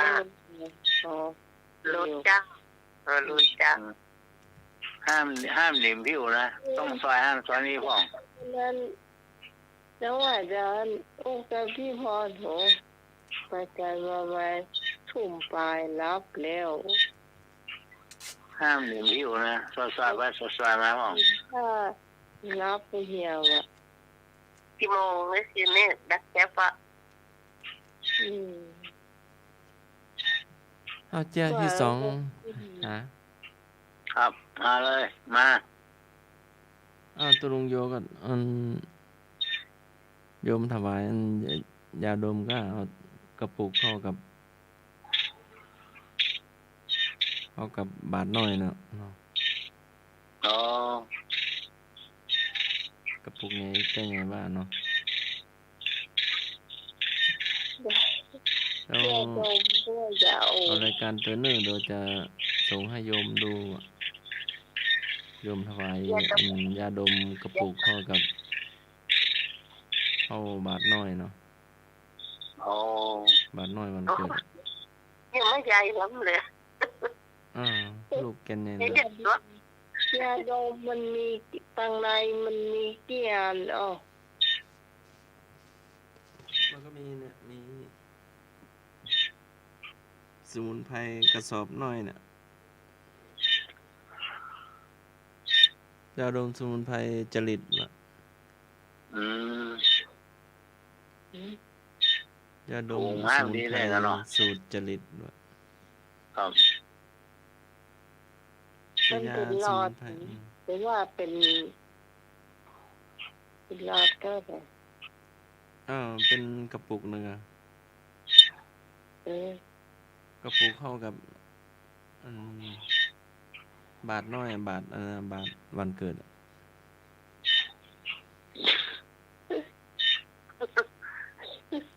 ทุกใหญ่ กระปุกเข้าขานะมั้ง ใหญ่อะ เนี่ยพวกอุ้มกินหน้ามันหรอ เข้า ล กั ม น หร ละ อ อ่อนกระปุกเข้ากันละอ่อนหน่อยละอ่อนน้อย อ๋อตัดน้อยๆเลยล่ะอ๋อ เข้ากับต้นตาลมั้งกระปุกมันอ่ะถ้ากับต้นหมากต้นตาลได้ไปกระปุกเข้ากับต้นหมากอ่ะเอาไป โอ้ ใหญ่ แย่ จ้ะ นะ อืม ลมก็มันสร้างหมดแล้วหรอก ต่อ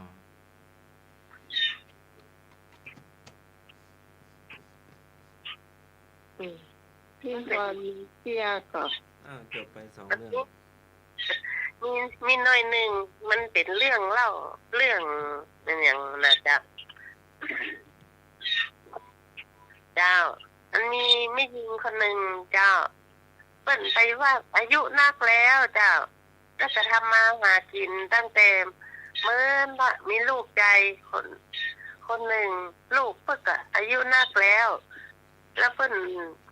แก่ก็อายุประมาณสัก70 4แน่เนาะจ้ะ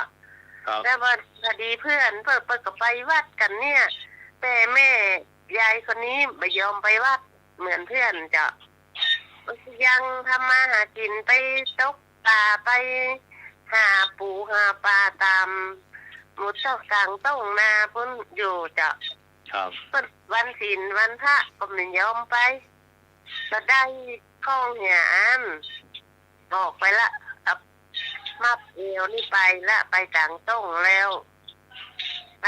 ในปะป่าก็เต้าป่ามาใส่ข้องมาใส่ปูก็ใส่มาจนหมดจนเที่ยงเขาก็ลูกก็บอกว่าแม่ไปวัดไปไหว้พ่องรอ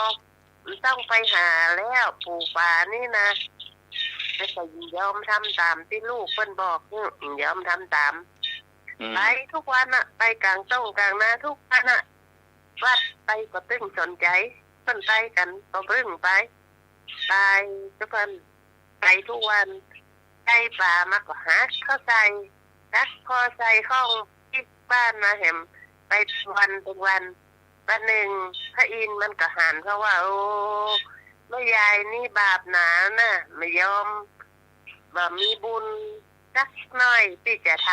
ำแต่อยากจะโปรดเนาะอยากมาโปรดแม่ยายนี่ว่าให้ไปวัดแต่พ่องพระอินทร์ก็แสดงกายมาเป็นพระน้อยนั่นกะแม่ยายนี่เตียวสามคณามาพระอินทร์ก็แสดงกายเป็นพระน้อยมาพระไม่ยายนั่นกะเตียวมาปะพระ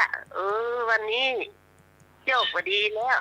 ตัวคืดมาฮะปะแถมละได้แหน่อยากมาเลยอันนี้ตัวคืดเอามา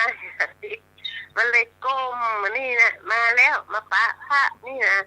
เป็นตัวสวยเต้ๆเลยดึงหาปลาไปได้นั่นก็ดำก้มลงเอาขี้เปิดดำดินขี้เปิดนะกว้างพระโบะลงไปเทวดากำจ้างว่าใดจะสั่งสอนว่าไอ้ยายจะไปวัดจะไปทำบุญพ่องเราข้ามไปข้าจะไปหาปลาอีหรอ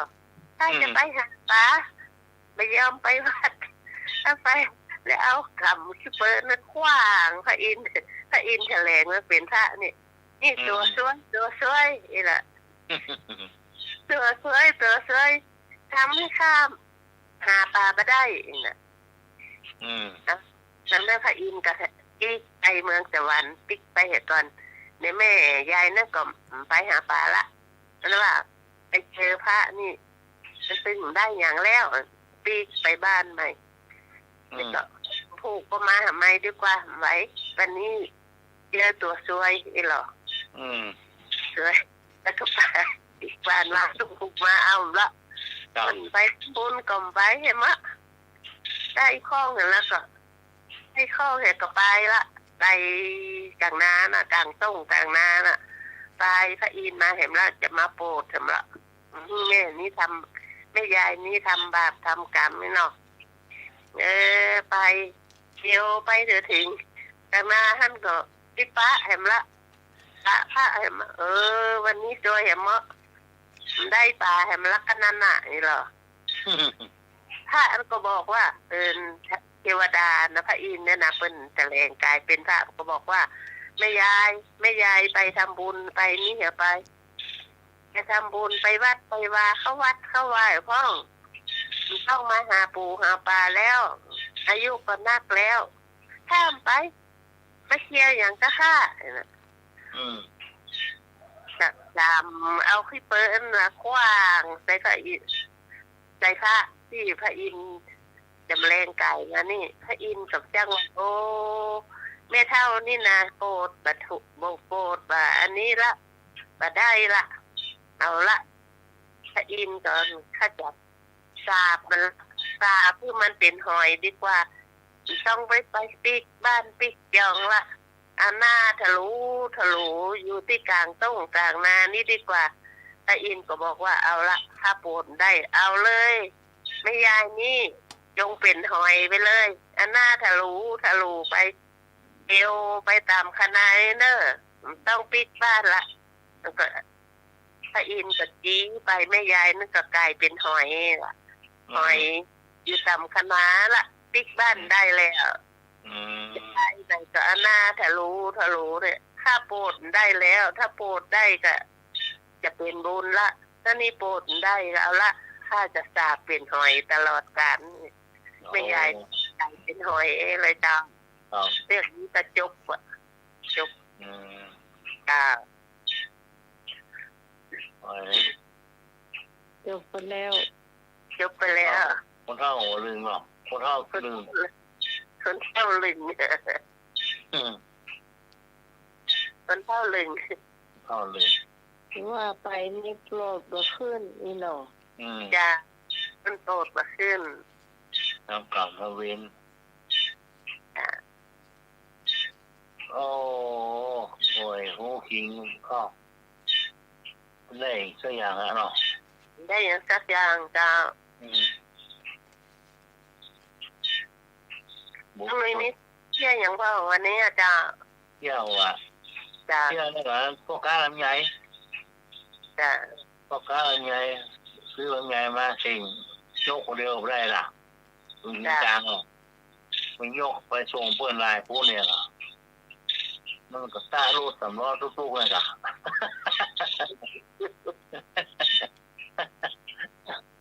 ต้าสำล้อทุกเบรกป้าเป็นค่ะ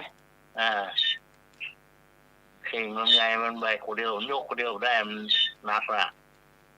บอกว่าสำล้อทุกๆเบรกป้าสำล้อไหนพอโยกเข่งแล้วมันนักเนี่ยลงมันโยกเข่งแต่ว่าเกี่ยวข้ามอะไรพูดเนี่ย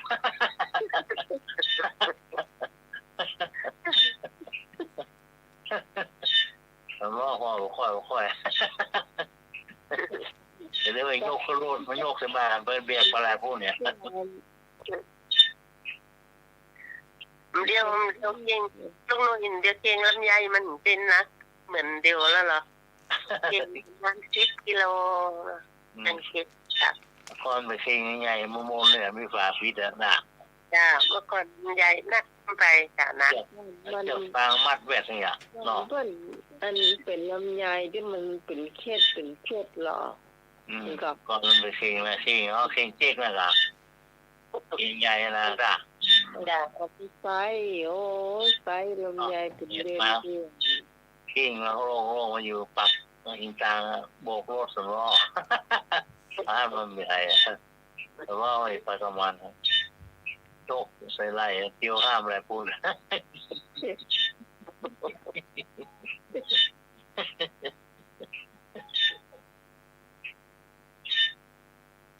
ว่าได้สมว่านะตามเล่ามันเข้าใจว่ามันจะขึ้นรถมันเนี่ยค่ะเด็กพอจะไม่เนาะ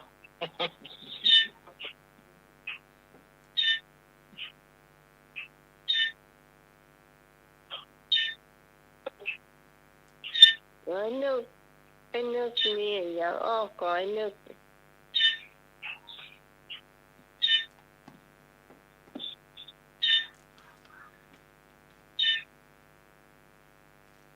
เรียกสองเรื่อง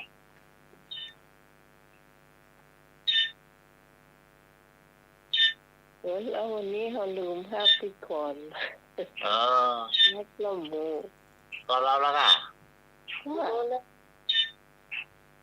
อันนี้น้ำหน้ารักอ่ะฝนตกดิเนาะฝนตกนักวันนี้จ้ะโอ้มาขับเลยนะข้ามตรงนะครับฝนตกก็เป็นวันเนาะแต่ว่าจะตกหนักมากโอ้ว่าละปูนว่าตกกันน้องไหนมันตกหนักไปไหนละปูนเนาะวันนี้นักขนาดอะให้คงได้รับลมลำอัน รับวันนี้ฝนน่ะฝนตกหนัก ครับเอามาแรงชื่อตรงหน้ากากพ่อโต จะลมตัวนะครับ ลงเงินด้วย ค่ะไอ้เด็กมาละ นึกเจ้าไอ้นึกว่า ครับผมสวัสดีครับ เจ้า หนังออกโอ้เสือนำหน้าจอจานตามหลังโอ้เสือนำหน้าจอจานตามหลัง มีอยู่4 ค ต่อเสือนั้นแม่พอหันตามหลัง ำครับ มีอยู่4 ค ครับ ตามหลังครับ มันอยู่ในปฏิทินมีกู้ฉบับ ปูจาน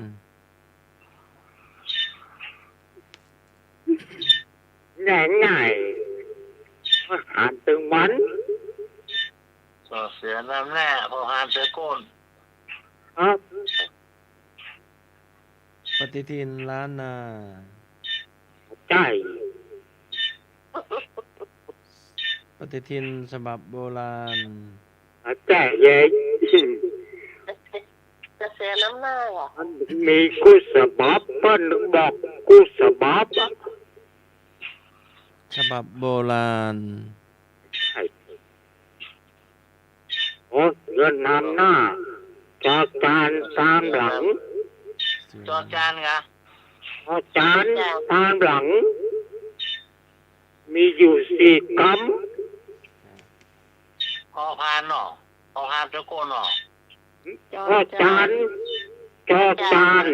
จอจาน ตามหลัง มื้อจันทร์วันดี ใช่โอ้เสือนำโสดเสือ ต่อเสือนำหน้าจอจานเสือโกน จอจานตะก้น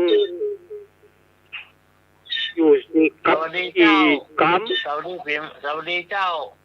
ำใช่เย็น มื้อสันวันดี ใช่ สวัสดีปีใหม่เจ้า ใช่เล่าเลยบอกถึงเวลาเปิ้น จ้าเจ้า ง่ายๆไปแจ้งยากหานถึงวัน ไม่ยังอ่ะ บอกไปมันเป็นปีของพศ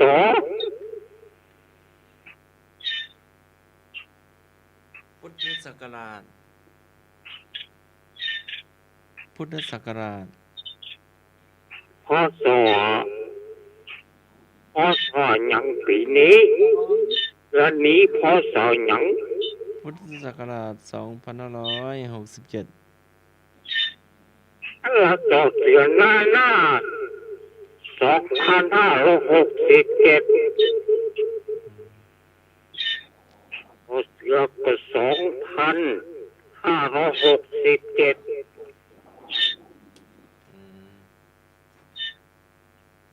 ถูกต้องก็ครับถูกต้องด้านนอก ครับถูกต้องแล้ว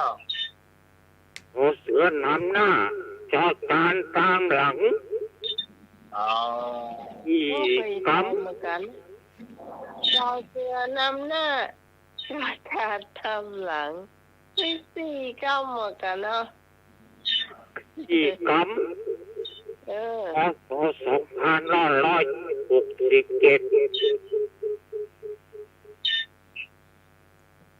จอเสือนำหน้า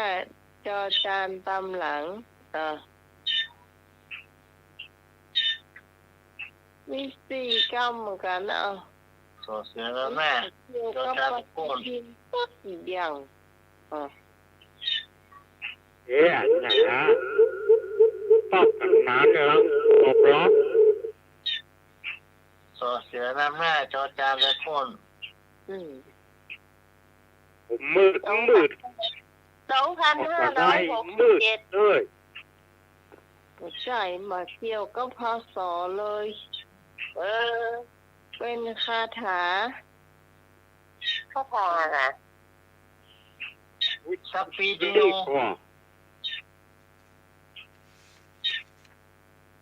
ย้ายเนี่ย ปีตะเปเห็นละ ครับ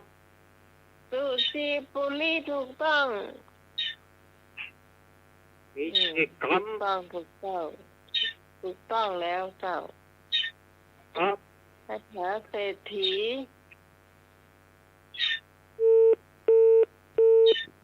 ฐานักกลาดกะก็คาถาเศรษฐี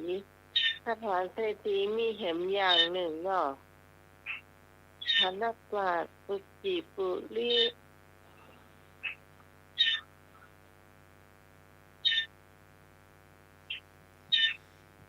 ตัวเดียวสองหน้าหกลูก อย่างเอา นะ ตัวเดียวสองหน้าหกลูก ตัวเดียวสองหน้าหก เขาคู่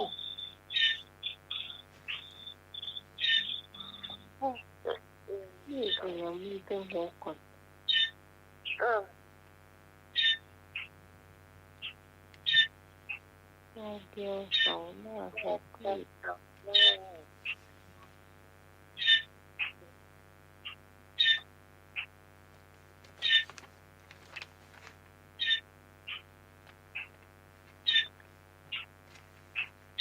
นี่อีกอย่าง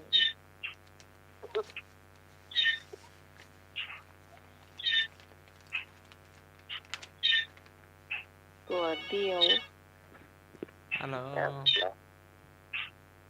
สวัสดีจ้ามอนแท้ของมันนี้มอนแท้ปะ มอนฮกเป็นจะไรแม่ มอนที่เขาหนุนน่ะมอนสี่เหลี่ยมน่ะมอนหก มันเป็นจะ มี ไร สองหน้าแล้วมันมีลูกมันหกลูกต่างๆใช่ไหมเป็นตัวนั่น เจ้ากับแม่ละ เจ้าเจ้าอย่างอื่นมันเป็นหมอนน้องไหม หน้ามันหน้าสองอันนะหน้าสอง โอ้ไม่หลงนี่เก่งละ ต้องเป็น ห ลั น้าก ษณะ หน้า ตัวซ้ายเป็นหมอนทองไหลอ่ะของ อืม ตัววันนี้นอนหมอนทองไหลกว้างจะเป็นศอกปลายรุ่นเนี่ยสักหนึ่งคำถามเนาะ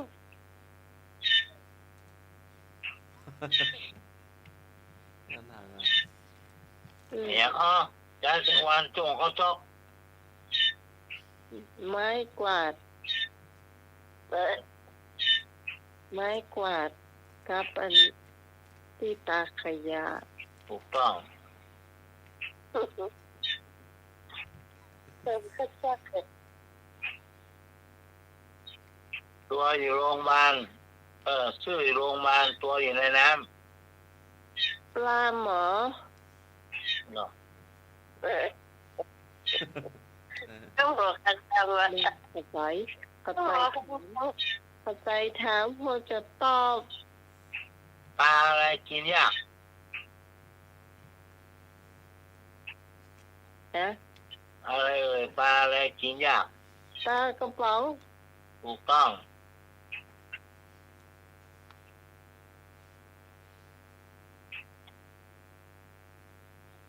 ปลาอะไรกินอาหารไม่ได้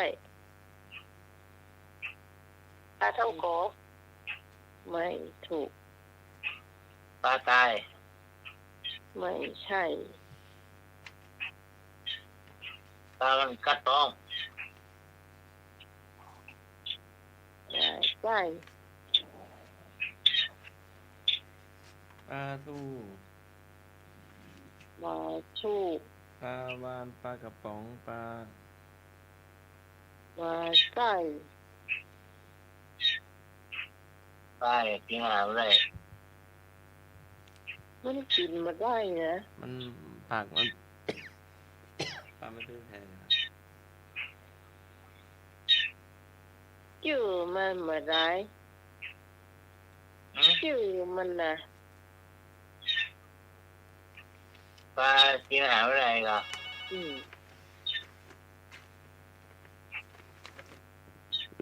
เจ้า ใช่ตา เรียก ออ เออ ไป ไอเอก อุด วางไปหรือว่าหลุดนะ ไทยนี่ ตัวมาใหม่เนึงให้เป็นไอเอกเนาะไอเอกพะเยาโทรมาใหม่เนึง0532260058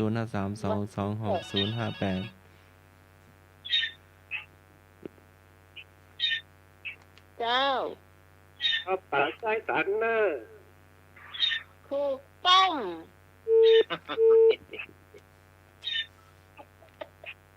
ถู โอ้ กต้อง ตั้งแต่เยาว์ละ พะเยากินแล้วเจ้าเฮายืมมันกำโมพี่นานขโมยมาอย่าถูกต้อง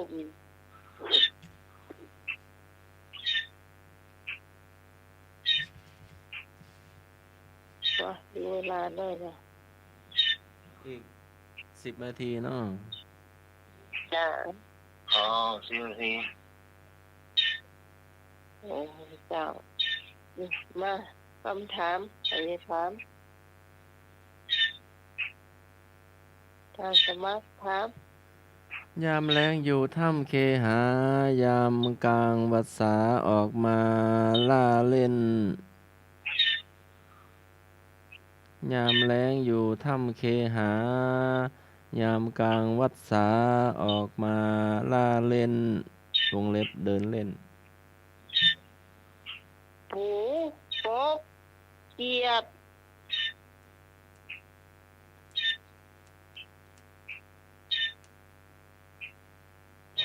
เลยจิ้งหรีดจี้กุ้งแม่นหมดอ่ะนี่ เพิ่ จี้ น กุ้ง จำศีล อ่ะ กะ เจ้า เข้าพรรษาเพิ่นมาเตียวเล่นเนาะ เจ้ามันมีน้ำเหรอ นี่เหตุไหมจอน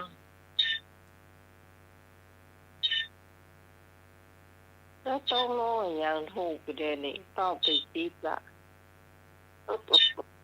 ต้อมก็ไม่ถูกกัน ถูกกันหมดแล้วล่ะ มาหันแล้วจะสมัครว่าอะไรสักอย่าง อะอะไรนะ อืม เฉลยปู อ่ะ ปูไหม โอ้ ปูก็ถูกแล้วเหรอปูเขาก็ตอบว่าปูก็มีเลยปูที่มันได้ผลนะตรงมาละเรียกมา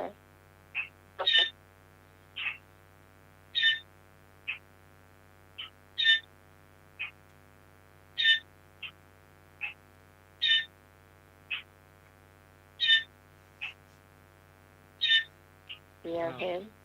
เอาเห็นกัน เป็นพวกหนึ่งคำถามป้อเนาะ ได้เลยลุงมีก่อน อ่ะเจ้าแล้วครับ อันตัวเท่าน่องที่เท่าเรือน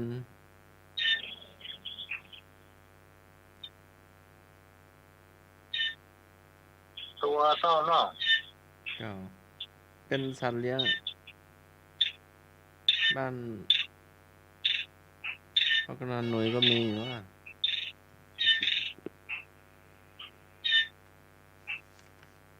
ฮัลโหล แมวเจ้า เจ้าเป็นจะไดแม่ แมว มันเป็นจะไดอ่ะ มันขี้เต่าเหมือนล่ะขี้เต่าเหมือนกันขี้เต่า มัน เอ้า ไม่ได้ขี้ใส่กองทรายกะ ของเต่าเจ้าขี้เต่าเจ้า แต่เห็นมันขี้ใส่กองทรายแล้วก็เอาตีนผมอะ ตัวเท่าน่อง ที่ไม่ไปมัน ขี้ ยังไงแล้วที่เต่าวางตำบลทรายให้เหมือนกันนะ พื้นที่มันกีดเนี่ยก็สอนที่แมวก็สอนต้องเป็นน้อยๆหนึ่งแต่ว่ามันที่เหี่ยวอย่าถ้าสอนมันต้องเป็นน้อยๆมันจะได้อยู่ ปลาอย่างนี้ตีนเจ้า ฮะ ปลาอย่างนี้ตีน บ้าหยามีตีน แม่หยังถามแม่ แม่จันขาวมีเด็กเจ้า แม่จันขาว ตาอย่างมีตีนเจ้า ตายยังไม่ตีเลยค่ะ ปาโล เจ้าเจ้า ปาเดี๋ยวก่อนนะ ปาวาน เจ้าเจ้า ปลาดุก เจ้าเจ้า ปลาคางด เดี๋ยว เจ้าเจ้าเอาหยังฟังไม่ต้องหมด โปรตีน เจ้าเจ้า ซินโต ถูกต้องตากินถูกต้องเจ้า นี่แหละเป็นคำเขียนโอเควันสัปดาห์วันนี้อาจารย์สมัครลาก่อนปะ ำเจ้า สัพเพอะมิตตะเตตระติโยมิตตานังนะคุพพติ ขุชานวกะ 27 ทับ 155 แปลความหมายว่าผู้ไม่ประทุษร้ายมิตรย่อมผ่านพ้นศัตรูทั้งปวง ค่ำคืนนี้ก็ไหว้พระสวดมนต์แผ่เมตตา ภาวนาหยาดน้ำหลับเป็นสุขตื่นมาเป็นสุขขอเจริญพร ทุกครับ ว้าว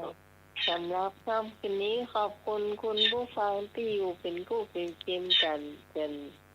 ช่วงสุดท้ายของรายการนะเจ้า ขอบคุณอาจารย์สมัครยาณสีโลนะเจ้าขอบคุณได้หน่วยขอบคุณพี่พรนะเจ้าแล้วก็ขอบคุณอาจารย์ยาโกสมุวิสุวัตวรกิโตผู้ในการสถานีผู้ควบคุมเสียงเพื่อเพลงคุณผู้ฟังได้ฟังตัวสำหรับพระเจ้าพิสมัยสุริโยดรเจ้าจากบ้านนาตาลตำบลเหมืองแก้วอำเภอมะเร็มจังหวัดเชียงใหม่วันนี้เราลากันไปก่อนวันพรุ่งนี้เจ้า3 ทุ่มถึงเที่ยงคืนเรามาปากันใหม่สำหรับวันนี้สวัสดีเจ้า ครับสวัสดีครับผม